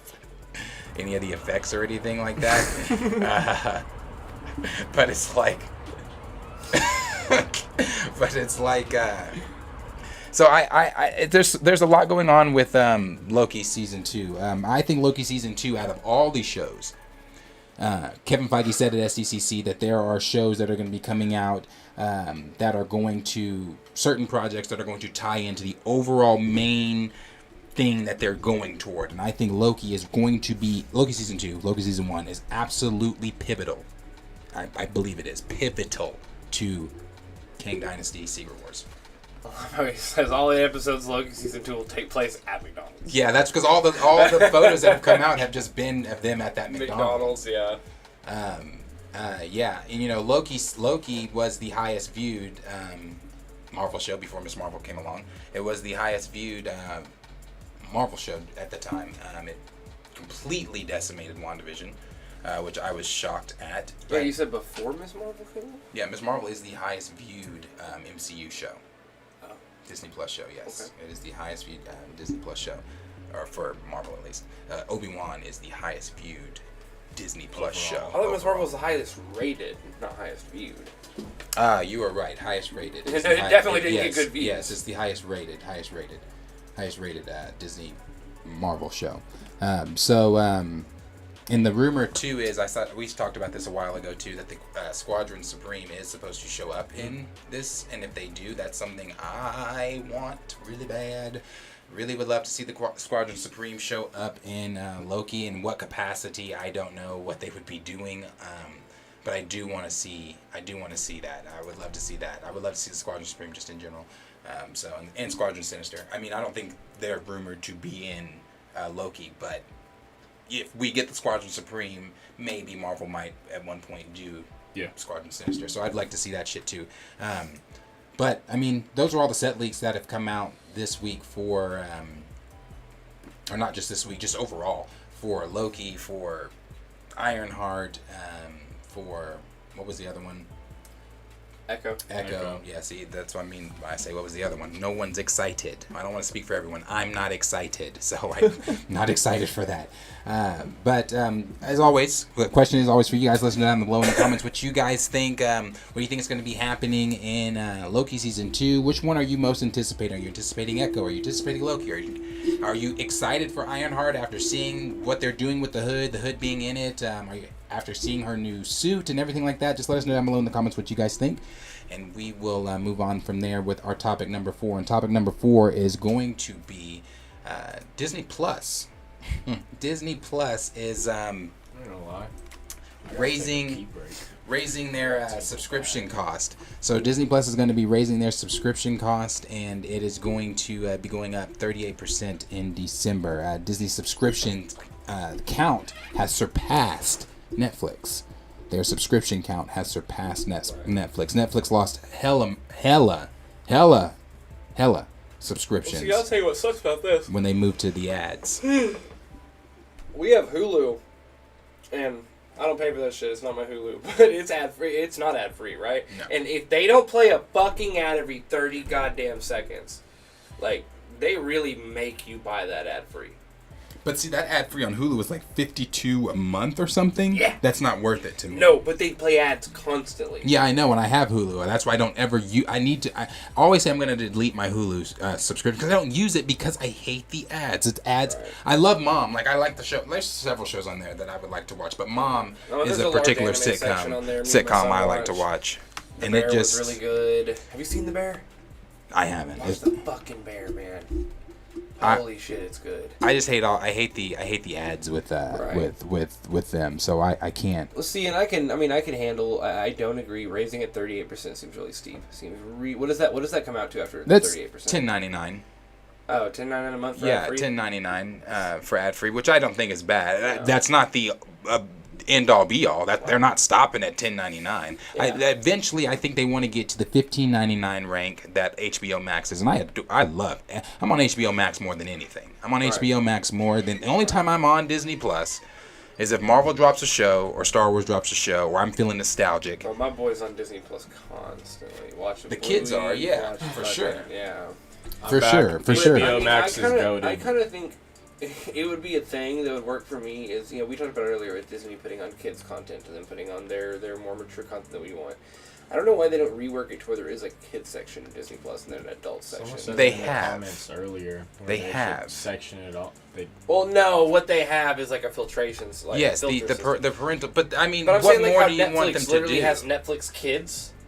Oh, like that. Yeah, do it Disney Plus Kids. I mean, even I was gonna say even there's enough shows on Disney Plus to where they can make that kids section to where like you make a kids profile and there's well over 40, 50 shows, 60 shows, movies, like, and they can still add to it and everything. That's what I'm saying. When you really go through and look at the collection that Disney Plus has outside of outside of Star Wars It's or not a Marvel lot of or content. No, they have a lot of content on there. They really do. They have a lot. You still think they've got all the Disney movies, the regular Disney movies. They got their Disney Channel original movies. They got their Disney Channel original shows. They've got all their Pixar films. They've got all of Star Wars, everything Marvel. yeah. Well, I was saying outside of Marvel that's and Star Wars. That's true. Yeah. They've got a big selection. It's just like I said. Another thing with Disney Plus, actually, they're making a lot of anime moves right now, and I don't know how I feel about it. So that's another section they're investing money into now is the anime game. And they need to fix their damn format before they try to go charging motherfuckers more money. They need to fix their format because when I watched I Am Stupidly Groot, it was. I haven't even watched that shit yet. Oh, don't you? I mean, watch what you want to watch. After each episode, I had to physically go click, and this could be a petty nitpick. I don't give a fuck. I'm paying for it. No, I had to physically How go they don't click. have like the 10-second wind down. Yes, I had to go click on the next. No, like not even that. Oh like, no! They dropped them as individual things, right? Yeah, so like I had individual to. So movies. after it, I had to go click on Like, the go next find the one. next one. Yes, like that, Which bro. was fucking. My son was like, "Did they put It was 6 stupid. Groot movies on here?" And I'm like, "No, they're fucking." And no, they were 2 50-second, minutes, and like- it was 3 minutes of credits. And when I say 3 minutes of credits, credits in English, credits in Spanish, credits in German. Like, why the fuck are we having credits in fucking why and Russian? Why? You know how Why? much money they're gonna make off that? Like all the different languages just releasing I Am Groot. And listen, I get why they did I Am Groot because it had nothing to do with nothing to add to nothing to the mythology of nothing of the MCU. It did nothing. It's For it. pretty But I get why they did it. It was marketing. It's marketing. It's memeable. The thing is, Kevin Feige and Disney are probably looking at what. Bro, you go to Walmart, you go to Target, you go to any of these like stores like that. They got Grogu slippers, they got Grogu tampons, they got Grogu. They got Grogu umbrellas. They got Grogu socks. They got Grogu nuggets. Like, bro, Grogu's everywhere. Did you know that Groot is a new Groot? Like that's his son that died in the first Guardians of the Galaxy. Oh, no, I didn't know that. And he was born from the limbs that planted in the ground. Oh, yeah, I did know That's that. a new Groot, yeah. It's Yeah, his no, I son. didn't know that. But I mean, I just see with Disney Plus expanding like this, right?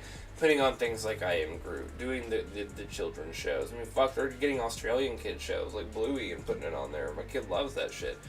Then also giving That us nature our show adult- looks interesting. Yeah. With the one guy, the naturist guy. I want to watch that. Well, I know y'all don't know you two wouldn't know the significance of this, but in the anime world, we have a thing called the Big Three, which is the biggest top selling, right? And one of the Big Three, Bleach, never got to do its final story. Well, the world's gone nuts because they're finally going to be able to do it, right? They're animating it. Disney Plus bought that shit. That's the exclusive streaming rights. It's a big move. I bet you it cost them an arm and a fucking leg to beat Crunchyroll and Hulu for that. They're really starting to try to corner the market on their content. And Yeah. they're really trying. I mean, Disney is ever expanding. Yeah, They're Chapek a is fucking trying machine. to. So, But see, that's what you look at what Chapek's done. And here's the thing. I was gonna say my fault to cut you off, but they're trying to get more with ESPN too. Like they're trying to do more. I was reading that they're trying to buy more sports shit, and they're trying to broadcast like more sports stuff, add more documentaries on Plus and everything. So yeah, I mean, reading this right here, that's the part right there. The Walt Disney Co. The annual price will cost $109.99 a year. That's $9 a month. That's like $9-something a month. If you're going to, like all the shit you have now, plus trying to do sports shit, trying to do anime shit, trying to do all the stuff you're doing, $9 a month, it's worth it. It is worth it to me. That's why I said too. Right now, they're kind of undercutting. It's like, and then here's the thing too that Disney's doing. If you pay the $7.99, you continue to pay the $7.99. You're not getting anything better. You're I mean, it's not cheaper. It's not cheaper to pay the $7.99. It's not an easy way out because you're still getting ads and you're still paying the exact same price you're paying now. The only way you don't get ads is if you pay the $10.99 a month. That's the way you don't get the ads. But you're paying the same shit, but you're gonna get the ads that you're getting now, right? Or that they're about to start giving. And has Netflix started it yet? Has Netflix started their ads yet? No. I know they've started charging us $15 a month for it already. Yes. That's why I don't pay for my Netflix or my Hulu. But like I said, HBO Max is $15 monthly, and I am on HBO Max more than I'm on any other thing. I'm watching The Big Bang. I'm watching movies like Rush Hour 2. I'm watching Boondocks. I'm watching The Nanny. You're a Big Bang Theory I'm guy. a huge Big Bang Theory fan. Like that is my shit. I'll hop on there and just watch shit like Family Guy. Or Family Guy, Young Justice, Rick and Morty, any of the DC stuff. I'll just go turn on a DC animated shit. They got movies added. They've got a lot of shit on HBO Max that is dope, and it's $15 a month. And I just think that it's better to me. Hey, Johnny Washington made a good point here in the comments. He said, "I agree with y'all about I Am Group. We must look at it. Look at this stuff. It's also for kids as well. My son loves I Am Groot, so when I look at it from that perspective, it's actually great for younger audiences." And that's what I was getting at there when I said you look at Grogu. You take all the stuff. It's marketing. It's for the kids. You look at Grogu, and because you can't go anywhere. That's why I said there's Grogu fucking tampons. There's Grogu. I don't know if there's Grogu tampons, but basically, like there's so like Grogu toys. The toys in the toy section for Grogu. It's something new every time. It's him eating a frog, or it's him doing this, or it's him. It's so much shit. So you look at the Marvel stuff. They didn't capitalize on Baby Groot like they should have during Guardians of the Galaxy 2. Nope. Because as far as marketing goes, it's for the kids, like he's saying, as far as marketing, they didn't capitalize on it. So there was no Baby Groot merchandise. There's no Baby Groot merchandise. He said Marvel's trying to get a whole new generation, and I can't fault them for that. And it's like, I know what the fuck they're doing. That's what I'm constantly. How many times have I said this is for the babies? How many times have I said that? Like even when I'm talking recast T'Challa, I always say, this is not about us adults. This is for the kids. Our newest comment that we had, I'm going to jump into on the recast T'Challa. This dude said, my 8-year-old, I have to explain to my 8-year-old, he wasn't the only one commenting about children. Yes, this is for the kids. This is all for the children. I've said that many, many times. Us as adults, it's cool. They want us to have it. But when Marvel first started marketing for the MCU, they didn't ask a group of adults. They didn't ask a group of, hardcore comic fans. They asked kids. Who do you want to see on screen? Yep. So this is for the babies. I've always said that. Always said that one. I think that with what Disney Plus is doing with their $7.99, moving up to $10.99, it's the way that everything's about to go. Yeah. I mean, Peacock's doing it. Hulu's doing it. Netflix is now doing it. Paramount's doing it. Everybody's about to start doing it because you're starting to see that's why Netflix too said when they started doing it, you can't share your passwords anymore. You're gonna get charged. You can't because they were losing money. These streaming services are trying to continue to bring in revenue. So honestly, Netflix is one that I just gotta hold on to it until the One Piece live action happens. Other than that, I don't. Netflix is bumming it to me right now. Yeah, Netflix. I still like. I don't know if there's anything on Netflix that I watched that 70 show. They watched The Gray Office. Man They lost a lot of shit. I fucking did not like that. I haven't watched Sandman yet. I still need to watch Sandman. I haven't watched it yet. I didn't like that. My fault. I didn't like anything after the climax of the movie, the falling out. I didn't like the beginning of it. But I like the action sucked scene. To me. The beginning of it? Yeah. And I didn't like that I don't like that they're taking How to Get Away with Murder off. I can go back and watch How to Get Away with Murder quite often. Is it? But Hulu has commercials. One show that one thing that I want to I might start paying for is Stars.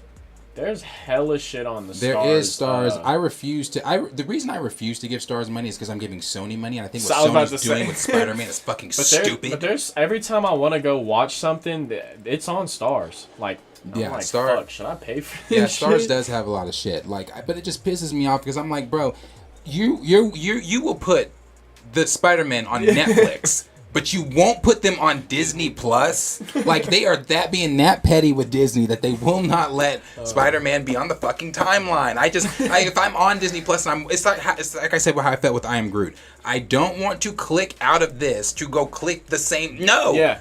No. Spider-Man needs to be on the fucking timeline. I think it's dumb. I think it's really dumb. So, like, yeah, I don't know. I just don't want to give Sony money. Fuck Sony. But as always, let us know down below in the comments what you guys, see, How to Get Away with Murder is fucking amazing. I can go on and on and on and on. Like, what the fuck is he? What is it? It's How to Get Away with Murder. Shit is gold. Man, have you not seen it? Man, oh my Lordy, God. It is one of the best shows. And bruh, I've rewatched that show so many Davis? times. Viola. Is it Viola? Yeah, Viola is Damn, she brings it in that show. She is amazing. I remember when they didn't have Annalise. the last season on Netflix, and I was like, "Where the fuck? I gotta go find this." I shit. watched it. I watched the last season week to week when it was coming out. That was the only season I ever watched week to week. I was late. Yeah. It's season 7. It goes all the way to season 7. And Viola Davis, she plays a lawyer, and she's got her Keating 7. These kids that she picks personally from her class to come work for her law firm, and all this kind of stuff. But some shit goes down. Her husband was having an affair with a younger. She was having an affair too, but her husband was having an affair with a college. It's a bunch of shit. Like Like him telling you this shit, like this is nothing. Yeah, this is nothing. Like, this is just bro, a there is fraction so much of what shit, goes like, on in this show, and but it's amazing, bruh. And it's not just that, the writing I was about around to say, it, like, characters. the way, like, I'll be honest, like, the way, like, season 1 will tie into, like, season 4 or some shit, or like, you'll go their back and past relate. sins Yep, like, always come you'll back go back around. and It doesn't relate matter. to some shit. Yeah, like, it's really good. It's so good, man. I love that fucking show. And, like, that's the show where the girl that plays, Emily Sinclair, she plays the DA. She's the one I messaged on Instagram, and I said, fucking love you as an actress, but your character. I fucking hate you. hate that bitch. And she was like, she messaged me back, she's like, LOL, she's like, I did my job then, because I hated her too. And I was like, yeah, bro, I wanted you to die so bad. I wouldn't fucking do it myself. But yeah, no, that show is my shit. So yeah, you got to check that one out. But Meanwhile, before I sit down and start it tonight. yeah, it's bro, I'm telling you, It's you'll really love good. it. You'll love I it. think you'll like it. But moving on from there, the next topic here that feels like it is a never-ending topic. I feel like this man is always, or I'm sorry, them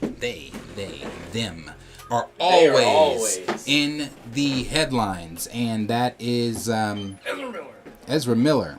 So it should come as no surprise to anyone that Ezra Miller is back in the news.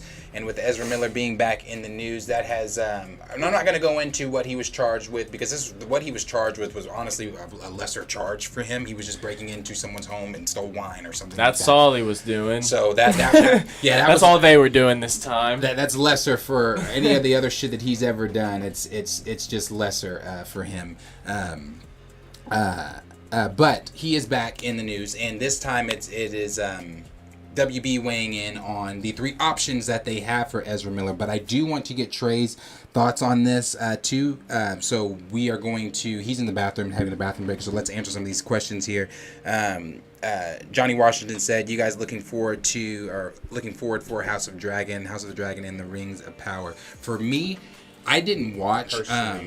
I didn't watch Game of Thrones, but Trey did, and some of our other new co-hosts that you guys are going to start seeing their faces. A lot of them did watch it too, so they're going to be covering that aspect with you guys. There are going to be times for those of you that weren't here and didn't see or the beginning of the stream. There are going to be times where I am not going to be the lead host of the show based upon topics that I'm not knowledgeable in, like House of the Dragon or Game of Thrones or anything else like that. Where we're going to have guys in here, more co-hosts that are knowledgeable about those things and can watch those with you guys. So we have a lot of new things coming up. But me personally, no, I am not. But Trey is. So let's see. Dexo said, I only had HBO to see Peacemaker and the Batman. I didn't watch Peacemaker. Of course, I watched the Batman again, but I didn't watch. I watched there are scenes I watched from Peacemaker. Like I watched the end scene where the League showed up, of course, and then I watched the scene where Peacemaker was yelling at that old man about how Batman is a villain or basically a villain. That shit was fucking funny. So I I watched that stuff, but I didn't watch the show in its entirety. Let's see.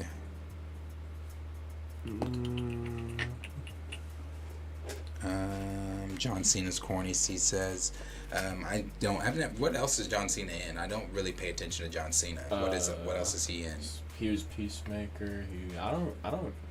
Wasn't he in like Daddy's Home?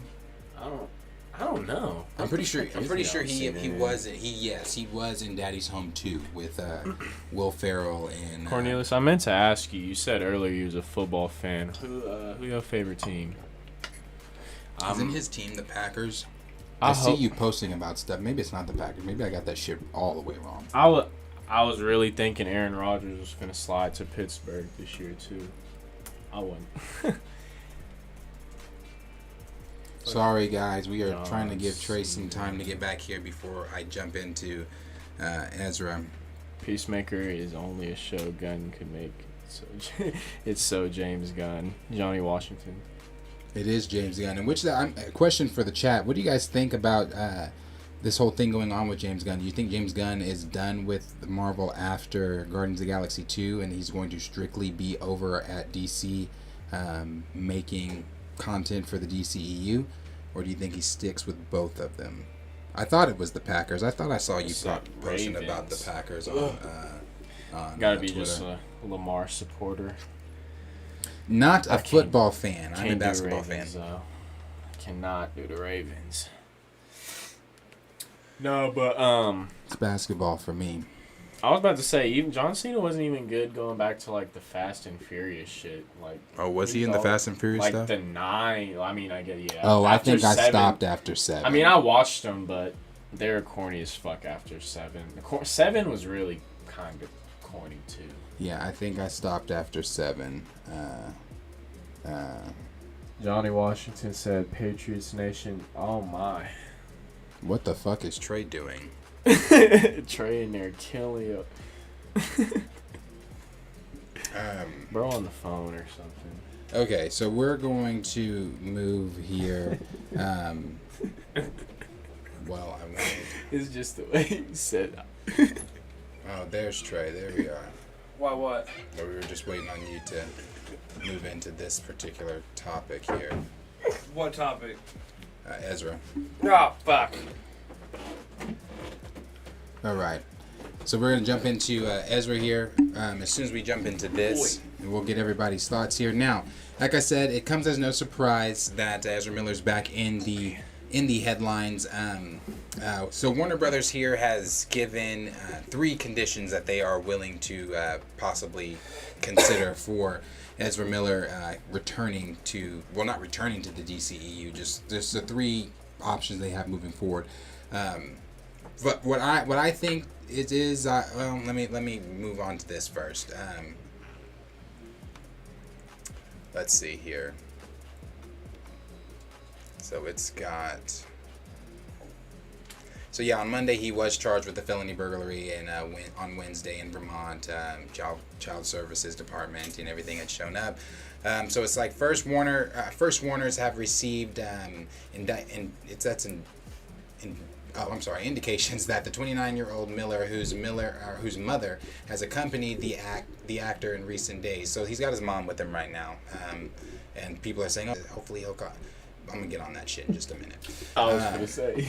We'll seek professional help after returning home to their farm in Vermont after being away. If that happens, Miller, who goes by they/them pronouns, could give an interview at some point explaining their erratic behavior over the past few years. The actor could then do limited press for The Flash, or The Flush, and then the movie would open in cinemas as planned. Now, that's the first option, and the reason, here's what I gotta say to that. That sounds like a whole bunch of stalling tactics to me. That sounds like being able to get your movie out. Yeah, no, because the movie, well, yes, get your movie out, but at the same time, when he's able to do press, gives them time to let's solidate a story together. Let's get a story together so that when we start doing press, you got all your T's crossed, all your I's dotted. You know exactly what you're gonna say to every question. You've rehearsed this shit. Right. That's I think that, bruh.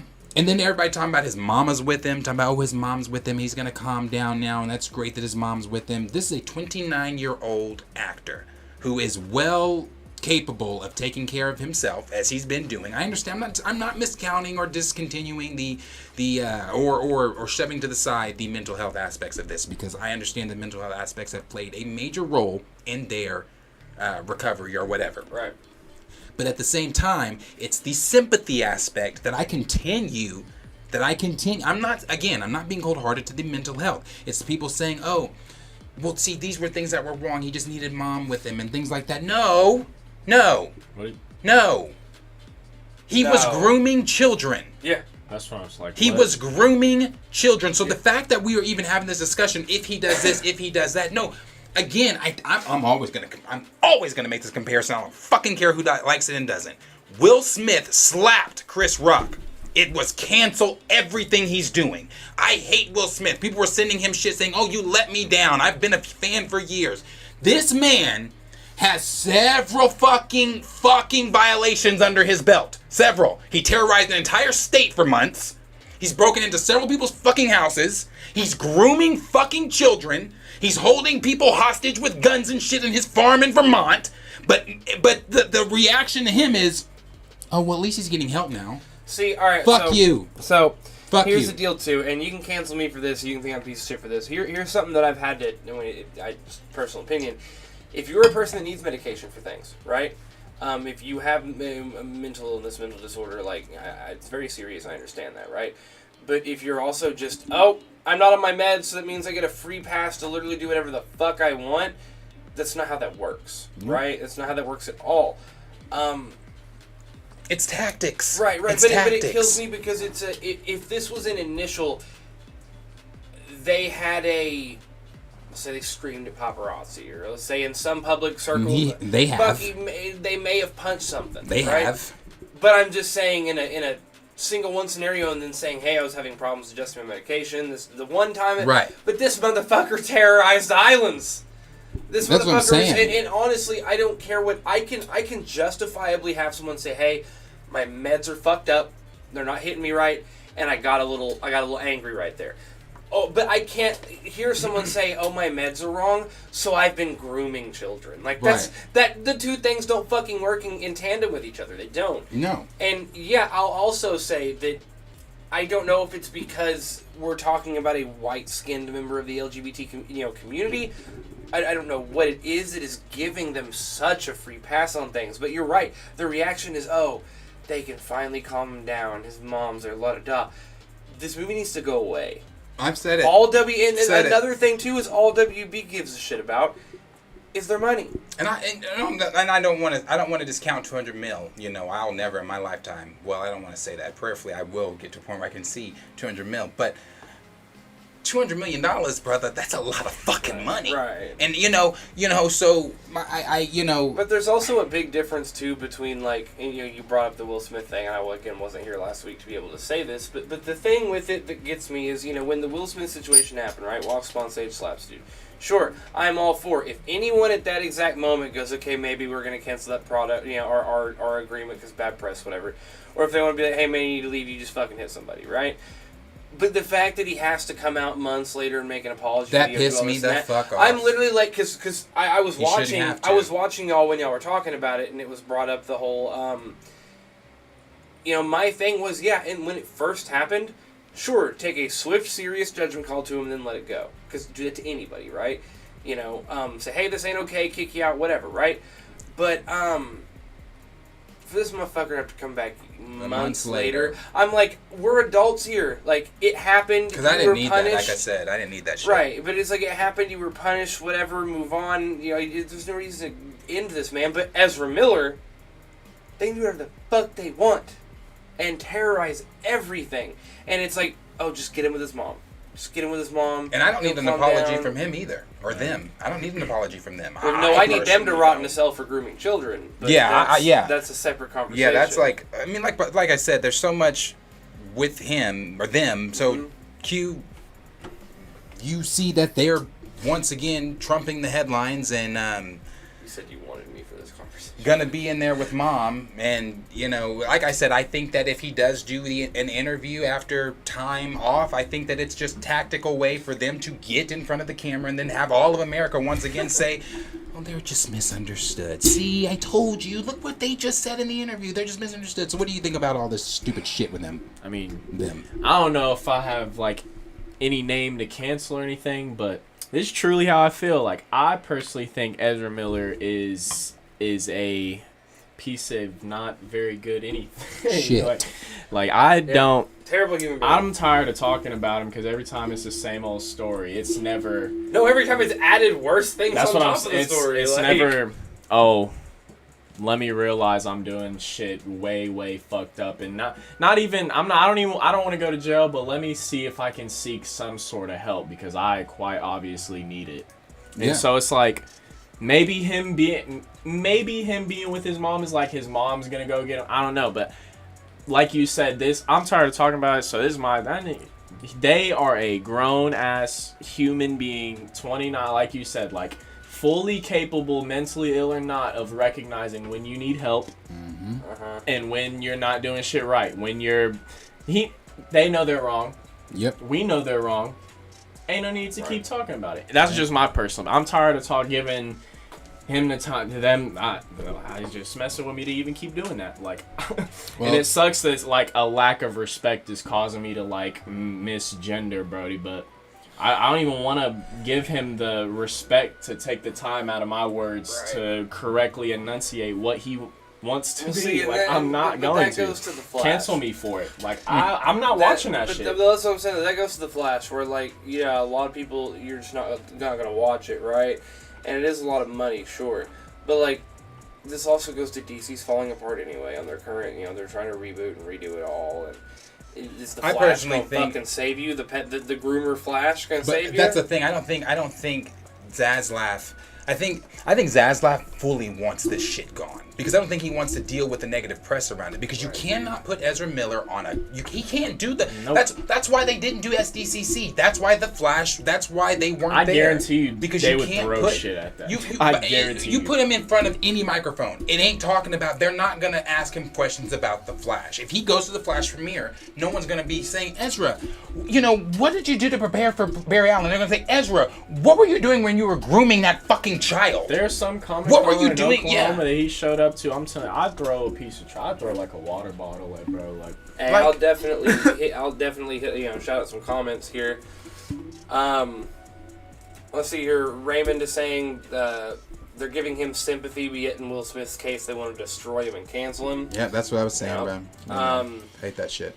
Cornelius, and they need to lay off the fentanyl. Cornelius, you're wild. And Johnny Washington said they try to cancel Will Smith but want to save Ezra. And see, that I think is very important to say. Because it's not that they get a free pass and Will Smith doesn't. What it is it's worse than that because people are just like, oh, poor Ezra. That's it.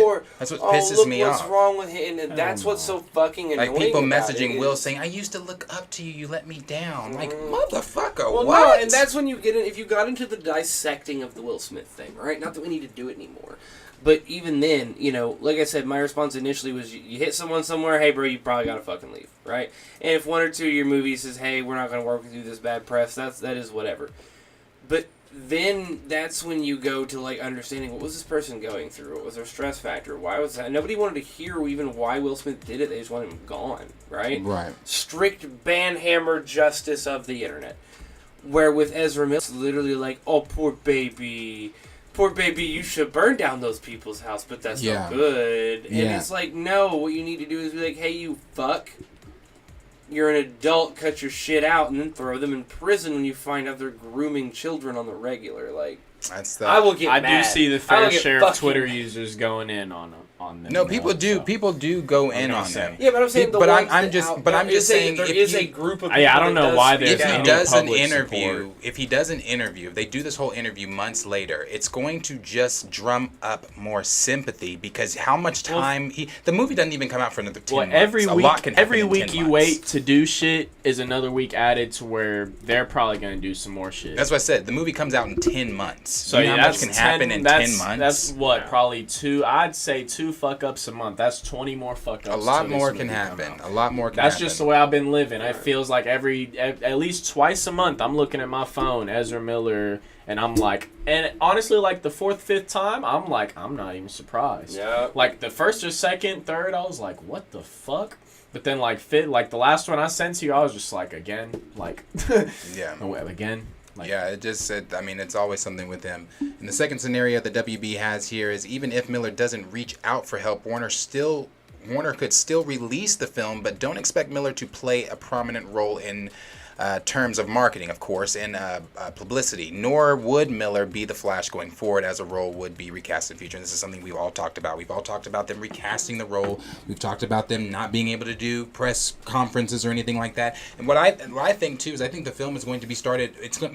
When the marketing does come out for the film, it's going to be marketed around who? Batman. They're going to market around Batman. It's going to be I think it's still going to be a Flash film, but the Flash is going to play a role in the movie. Because Doctor Strange. yeah, he's gonna play a role in his own movie because of all they're doing reshoots. They've done reshoots in the middle of the legal issues. They did reshoots. They were doing reshoots, but I don't know if it was reshoots for. Obviously, it was things that he was doing. You know, they were doing it with Ezra, but I think a lot of those reshoots too were to change a lot of the scenes with him in it as far as face goes, not changing his face, but as far as like his role. I'm telling you, the marketing's gonna be centered around Batman. Watch, they're gonna center the marketing around Batman.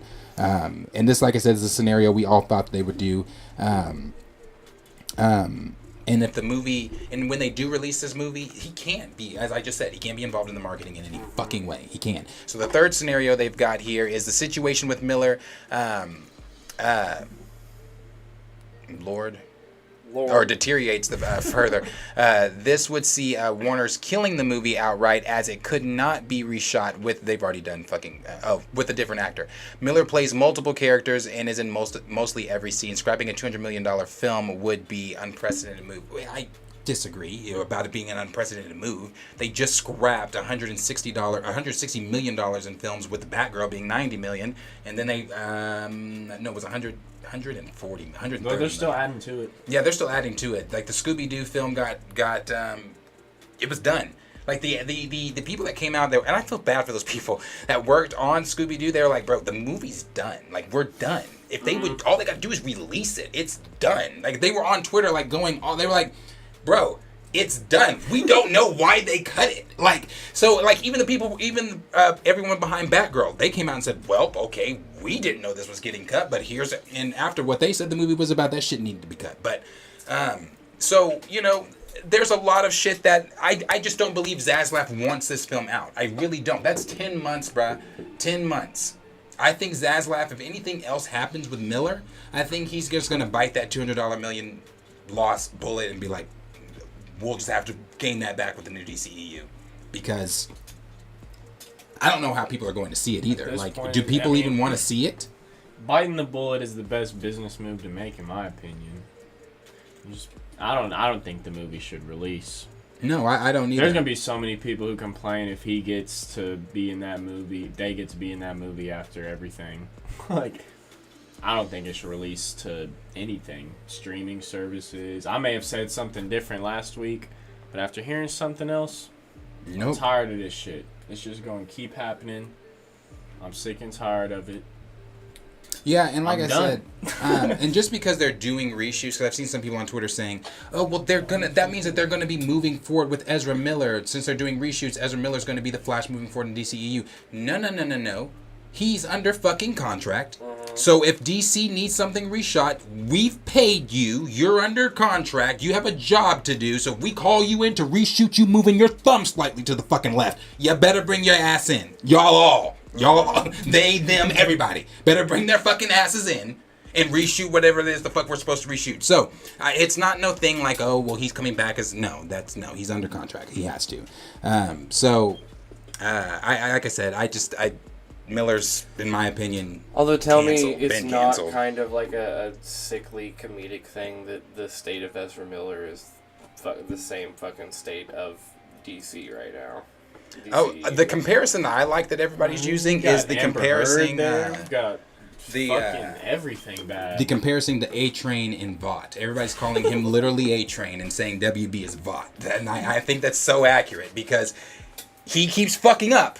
And WB has to keep saying, sweep shit under the rug. Let's ignore it. Let's have you rebrand yourself. You know, all this shit. So I think that's funny. But again, as always, questions for you guys. Let us know down below in the comments what you think of Ezra Miller. Sick of talking about Ezra Miller. What do you think that they're going to do with the Flush? Is the Flush coming out? Is the film even a real film? Have they even done anything? Like, is this happening? What is going to happen with this fucking film? Is this film real? Like, let us know down below in the comments what you guys think about that and everything like that. And moving into the same WB stuff, because I also said this last week. I said that Blue Beetle was going to possibly be next. I said Blue Beetle would possibly be next with everything that was going on. And I was hoping that I was wrong because as we all said last week, Jaime Reyes is one of the coolest fucking characters when you get in, especially when you get into his story with Young Justice, everything surrounding him and the Scarab and the story surrounding that, and you watch the struggles that he goes through from season to season with the Scarab and then finally somewhat accepting the Scarab in a way. But I love Jaime Reyes, and again, representation and inclusion fucking matter, and having a Latino American character on the main screen. I'm so glad that Warner Brothers decided to take this from HBO Max to a theatrical release because it again, representation and inclusion matter, so it's important.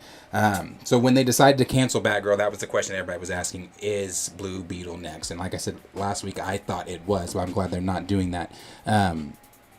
So they had said here that some key collaborators have received assurances their projects are safe. The Suicide Squad filmmaker James Gunn had multiple projects in development at DC, including season 2 of Peacemaker, which is moving forward. Insiders say Blue Beetle starring, I cannot pronounce his name. How do you say his name? Who? This is the dude from Cobra Kai. Excellent. Zolo. Yeah. Zolo Marijuana. Well, okay, you must have passed Spanish with flying colors. No, I had enough. As Disney's first Latino superhero to top line a movie, it's also on track for its August 2023 release date. So it's still coming out in August 2023, and like I said, we did get, we got some set leaks there from the photo stuff from, what was that, a few weeks ago, a month ago maybe. The suit looks good, looks so much better than I thought it was going to look. I said that the first time I saw it, but I think that seeing him on screen is going to be important. But are you anticipating a Blue Beetle film, or is it something that you're wanting to see? Are you a Blue Beetle fan? No. You don't like, but you haven't seen Young Justice either. Yeah, that's what I'm saying. I'm not saying like fuck this show. I'm not about it. It's just I'm not. I'll watch it, sure, but I mean, one, DC again has failed me left and right. And two, Blue Beetle's not a comic book character I know much about. Now, the original Blue Beetle was, what's my guy's name here? I forget dude's name. That was the original, I forget dude's name. He was the original Blue Beetle. But Jaime, I know so much more about Jaime because Jaime's just the better Blue Beetle in my opinion. Some people, Booster Gold Booster Gold was the original Blue Beetle, and I'm not. Booster Gold's cool, but I prefer Jaime. So Jaime's just the cooler version to me, and I'm super excited to see him come on screen. What do you think about Blue Beetle Q? I'm excited only because if they're not going to cancel it, hopefully they believe. That means they believe in it to some extent. So I'm excited just because the set leaks have looked good. Everything I've seen in Young Justice and other animated series and everything. I honestly don't like Blue Beetle as a character. I don't like him. if that makes sense. Like, I like him. Like, he's a cool character. You fuck with him, but he ain't like a top for you. No. I don't fuck with him, but he's a good character, if that makes sense. Like, yeah. I despise that nigga. I don't like the way that nigga did Robin. I love Blue Beetle. I think Jaime's character and the whole thing with the they're not the Outsiders. That's with Beast Boy. They are the yeah, I know what you're talking about. The whole thing with all of them, the meta human, whatever they are. I think it's all cool. Like I said, I love Young Justice and I love Jaime Reyes, and I think that, again, I think them moving it from HBO Max to a theatrical release shows that WB does have faith in it. And again, I'm gonna say it again, just representation and inclusion, it matters. And having Jaime Reyes there, and if you've heard Zolo, however you say his name, if you heard him talk about it, I watched an interview of him talking about it. He's so pumped to do this, and he was on the podcast he was on was a Latino Hispanic American podcast, and they're just pumped for it because, again, they're like, this is the first time I think we've ever had full representation on, full leading hero, and he was like, yeah, it is, and that's why it's so important. The woman interviewing him said she had 2 sons, and he was like, he's so excited to have Jaime on screen. Are you gonna really look me dead in the eyes and disrespect Machete like that? Okay, we're talking the DCEU here. So yeah, no, they were super excited about it. Those kids were like, I can't wait to see Jaime. Oh yeah, and you're right, and you're right. Inclusion does matter. It goes back to, it's just, like with Black Panther, little boys being able to go, hey, that's me. I'm that hero. That's really cool. I mean, it matters. It matters a lot. And if your heart's in it, the community definitely shows up. Right. Yeah. No. It's gonna be. It's going to be good to see that on screen. But as always, again, question is for you guys. Let us know down below in the comments what you think about Blue Beetle, Jaime Reyes showing up in the DCEU. Is this going to be with the reboot? Is this going to be something that is happening prior to the reboot? What's going to be happening with Jaime in the film? All those questions down below. Let us know what you guys think, and we'll go from there. The next topic and the last topic that we've got here for you guys is, of course, on our recast things here. So some of the things here that we are going to talk about from the recast stuff that's been going on this week is just that for everybody that has been saying the film is done. Oh my God, shut up. You sound like a fanboy crying because you can't change anything. They've already finished the film. Marvel's not going to change it. You sound ignorant as fuck when you say that stupid shit. And the reason I say that is because we are seeing constantly Marvel changing things at the last minute. The VFX team has even cried about hours before something's supposed to come out. They want it changed. That's why She-Hulk looked the way she looked in the first trailer, because hours before the trailer came out, they were like, no, this needs to be changed. So don't ever get in my comment section and tell me that Marvel's not willing to change something at the last fucking minute. Also, if y'all paid attention during Multiverse of Madness, they reshot and added so many goddamn cameos into that movie. They reshot so much. Yeah. I don't want to hear it either. No, I don't. No one wants to hear all that. So, and then, as far as, like I said, more of the recasting stuff. As far as reshoots go, not sure what reshoots they're doing, but the actor that plays Namor said, let me see exactly where he said that. He said, to be honest, my life hasn't changed that much. I'm doing reshoots that are like little missing pieces, like the take of a hand, a movement, some new framing, like little things to do, and at the end of every movie. And that sometimes you need to do for them. And then he goes on to say, as a matter of fact, the same day after SDCC, the same day after our presentation at Comic-Con, we went back to the studio to keep working. So I haven't had that much spare time. I've been working on all these delays. I think this is my first day off, kind of. So everything's going well, everything's in order. I'm really happy and at peace and satisfied. I mean, eventually I'll be back at home and all bills are going to be paid, right? So that's what I mean when I say after we saw them at SDCC, after we saw them on stage, they left that stage and went to do more reshoots. So I'm not sitting here saying that they've reshot this thing to where it's going to be like maybe that thing takes place during the blip or the death of whatever, the funeral we're seeing takes place during the blip or anything like that. I'm not saying any of that. I'm just saying for you to come in, again, this is why I say when normal fans come in and they comment inaccurately without knowing the facts of what you're commenting, and you get in here and you say things like, the film is done, Marvel's never going to redo this, they're never going to redo that. No, stop, because that's not accurate. That's not true. That's not any of that at all. And again, that's not me saying that they're about to put T'Challa in this film. I just wanted to show, again, evidence. When you come in commenting inaccurately, you're wrong. They literally left the stage from Comic-Con and did more reshoots. Ezra Miller is still doing reshoots. Completely different company, but it's film. Understand how this shit works. So yeah, they'll do that. I remember when they did Stranger Things, Stephen King made a bitch about how they didn't release the last 2 episodes, right? How there was the gap between the season. Right. And their response to him was, we're not done filming it yet. Right. They went to the last fucking minute. Because sometimes that's what you do. Right. I mean, even Taika, when we were all wondering, well, where's the trailer for Thor Love and Thunder? Where's this? Why haven't we gotten this trailer yet? And Taika on the red carpet said, the film's not done yet. He's like, we're still tweaking it. We're still working on it. Like, we don't know what we're doing. We're still trying to get this stuff done. So it's like, when you say things like that, again, that's why I wanted to put that on there. But this right here, what I wanted to show, I wanted to come into our comments section because we have received comments, of course, on all of our recasts that we receive a lot of comments. This was one of my favorite comments that we received. Scroll to the top and filter it by recent. Because it plays again. It plays again into. It plays again into what we've been talking about as far as you've heard me say these kids have to go into cinemas and see their idol, T'Challa, die on screen.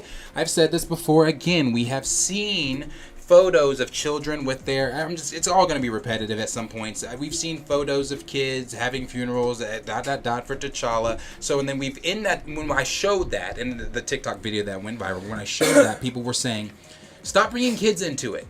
It's not about the kids. People, that's what I mean when I say people take in what they want to take in and listen to what they want to listen to, because even on those comments on TikTok, they're like, your son's going to be okay. Motherfucker, not one time did I say I had a fucking kid. I don't have a kid. I'm talking about kids in general. That's what I mean when I say people don't fucking listen. I'm talking about kids in general. There's it's not this video, I'm sorry. It's this one. Kids in general He obviously does not mean every single kid in the world by kids in general. Right. That's just meaning kids that are in these spaces, kids that are watching these things. But this one here, this was the one that I wanted to share, this comment here. He had a great... I think my fucking shit is being really fucking annoying. My eye itching. Bear with me 1 second. Okay.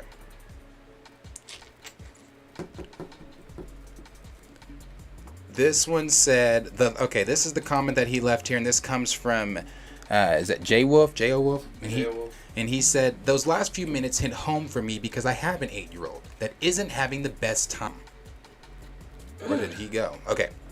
That isn't having the best time with Marvel. He had to say goodbye to Iron Man, which was cool. He had mad movies. But at least he still had T'Challa. But then to have to tell him they're killing his favorite character for zero reason was tough. All I could say was, sorry kiddo, it wasn't like this for me growing up with the books. Saddest part is, I can't even blame Marvel too much.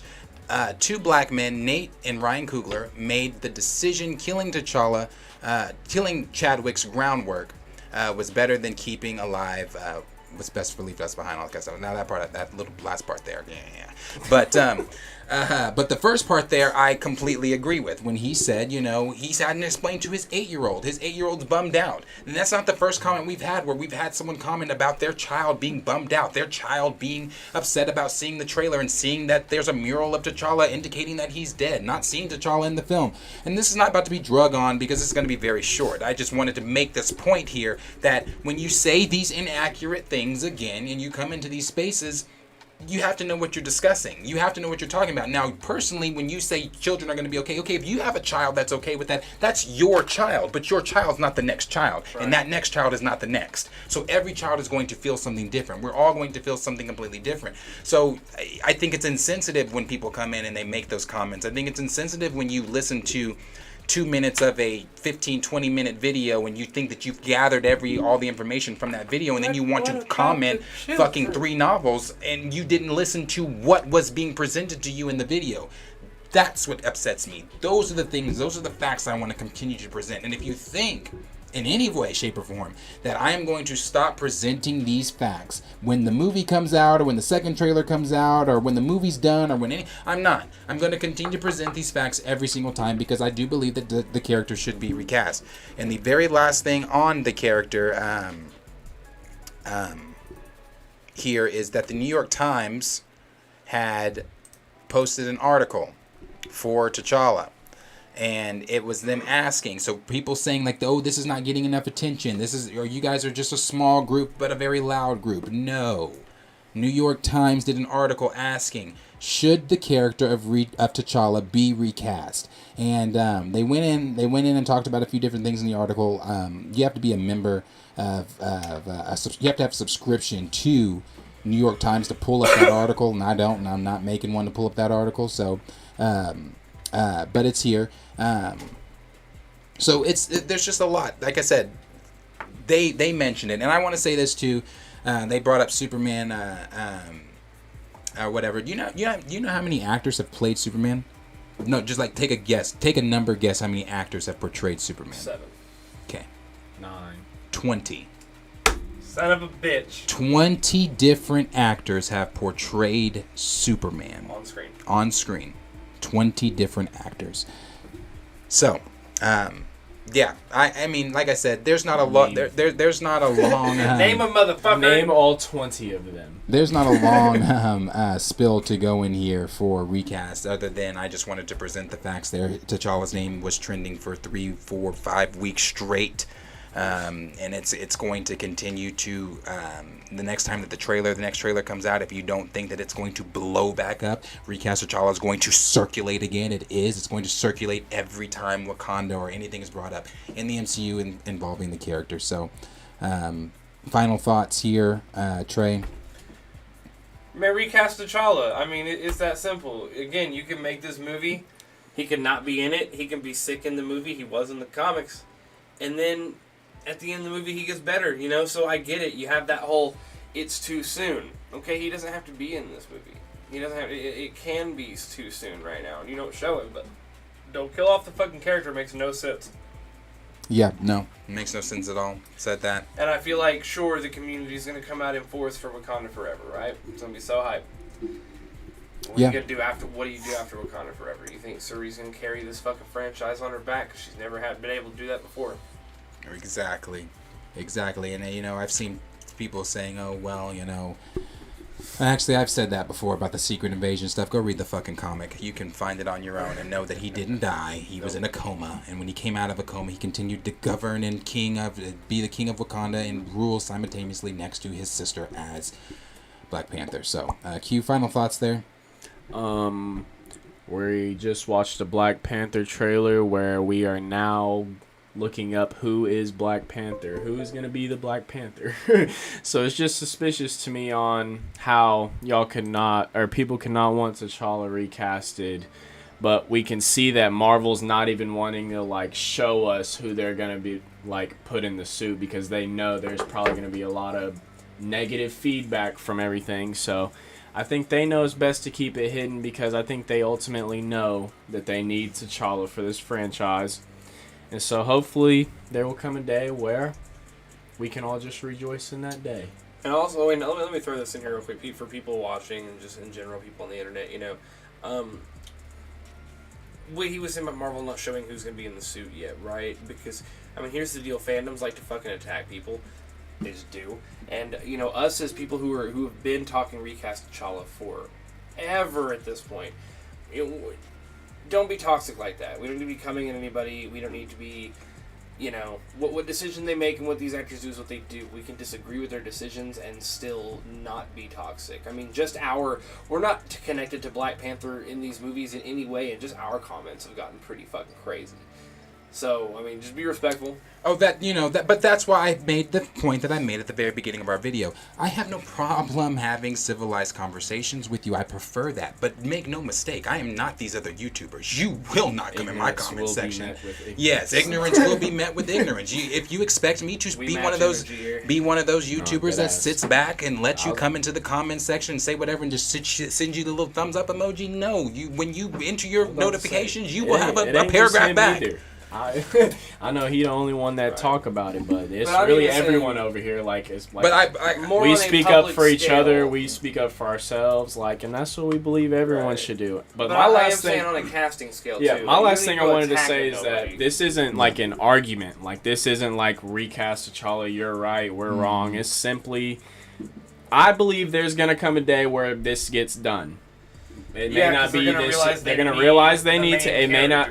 It may take a while, and so this isn't something where you're right, you're wrong. It's just simply we believe in this. If you don't believe in it, you're wrong. Don't. Yeah, I guess so. But then don't click the video because you don't. I mean, if you want to come, like all we're doing is educating and trying to support awareness for people and education for people who don't know much about the actual history or what he actually means to everything. But education is elevation, man. Yeah, as long as we sitting here with that man over there, it's one of the main things y'all gonna hear. and like I said, it's super. Y'all see the books. It's super important. And again, on the comments thing, like he said, I hear what you're saying on that too. It's one of those things. Again, I want to have the conversations because this is fiction, this is fake, this is not something that's real. But we all know that. I saw somebody say Wakanda. You act like Wakanda's real or act like the Black Panther's real. No, these are just stories that we've grown up on that I personally, as a fan, I like. I like the fiction aspects. I don't need of a it. Star Wars Part 2 to start happening where you find out who's in the suit. No, that's what I mean. I know what you're talking about there. I'll end it with some of these comments there we got from Johnny Washington saying recast T'Challa, save T'Challa. We've got Raymond that said the same people attacking the recast T'Challa movement are the same ones having a temper tantrum because Cavill hasn't had a Superman movie or a role in years and are begging DC to bring him back. Yep. He also said, my 7-year-old cousin, who is a girl, saw the trailer, and when her mom told her that T'Challa wasn't going to be in anymore, she said, I'm good. Then we've got another one from Johnny Washington that said the comic book, the Black Panther, the King of the Dead. Yeah, there you go. We should get that movie on the big screen after T'Challa woke from a coma. Bass blessed him with a different set of powers. Yeah, that's what I'm saying. That's why I said there's so many. Obviously, I know that the MCU's adaptation of the comics is not going to be comic for comic, but there are just things like things like that. It's like he's the king of the dead. They live in Wakanda. How is he dying? How is this? Blah, blah, blah. So many different things. But again, we're going to be back with more content for Recast T'Challa and all these other different things that are coming up. And like I said, we've got so many different things coming up for you guys with different faces, different segments, different things like that are going to be going on. And we all appreciate you guys being here with every week with this time with us. We'll put out an announcement video if there are some more things that change as far as days that we are going to be streaming, as far as the live streaming goes and things like that. So like I said, we appreciate you guys. We appreciate you guys being here. Appreciate the time. And we just hope that we see you guys. Oh yes, She-Hulk is next week. Thursday. She-Hulk is Thursday. So we'll be here next Thursday with you guys to react to She-Hulk and everything like that. So join us Thursday for She-Hulk, and we will be here with you guys. Again, thank you. Love all of you guys. Thank you for the comments. Thank you for 601 now subscribers. We really appreciate that. 399 more. Yeah, we just need a few more there to push this out. And like I said, I strongly believe that we are going to reach 1,000 before Wakanda Forever does come out. So again, appreciate you guys being here. Like, subscribe to our channel, share with your friends, Recast T'Challa. Let us know about the news that you guys thought about down below, and we will catch you guys in the next live stream.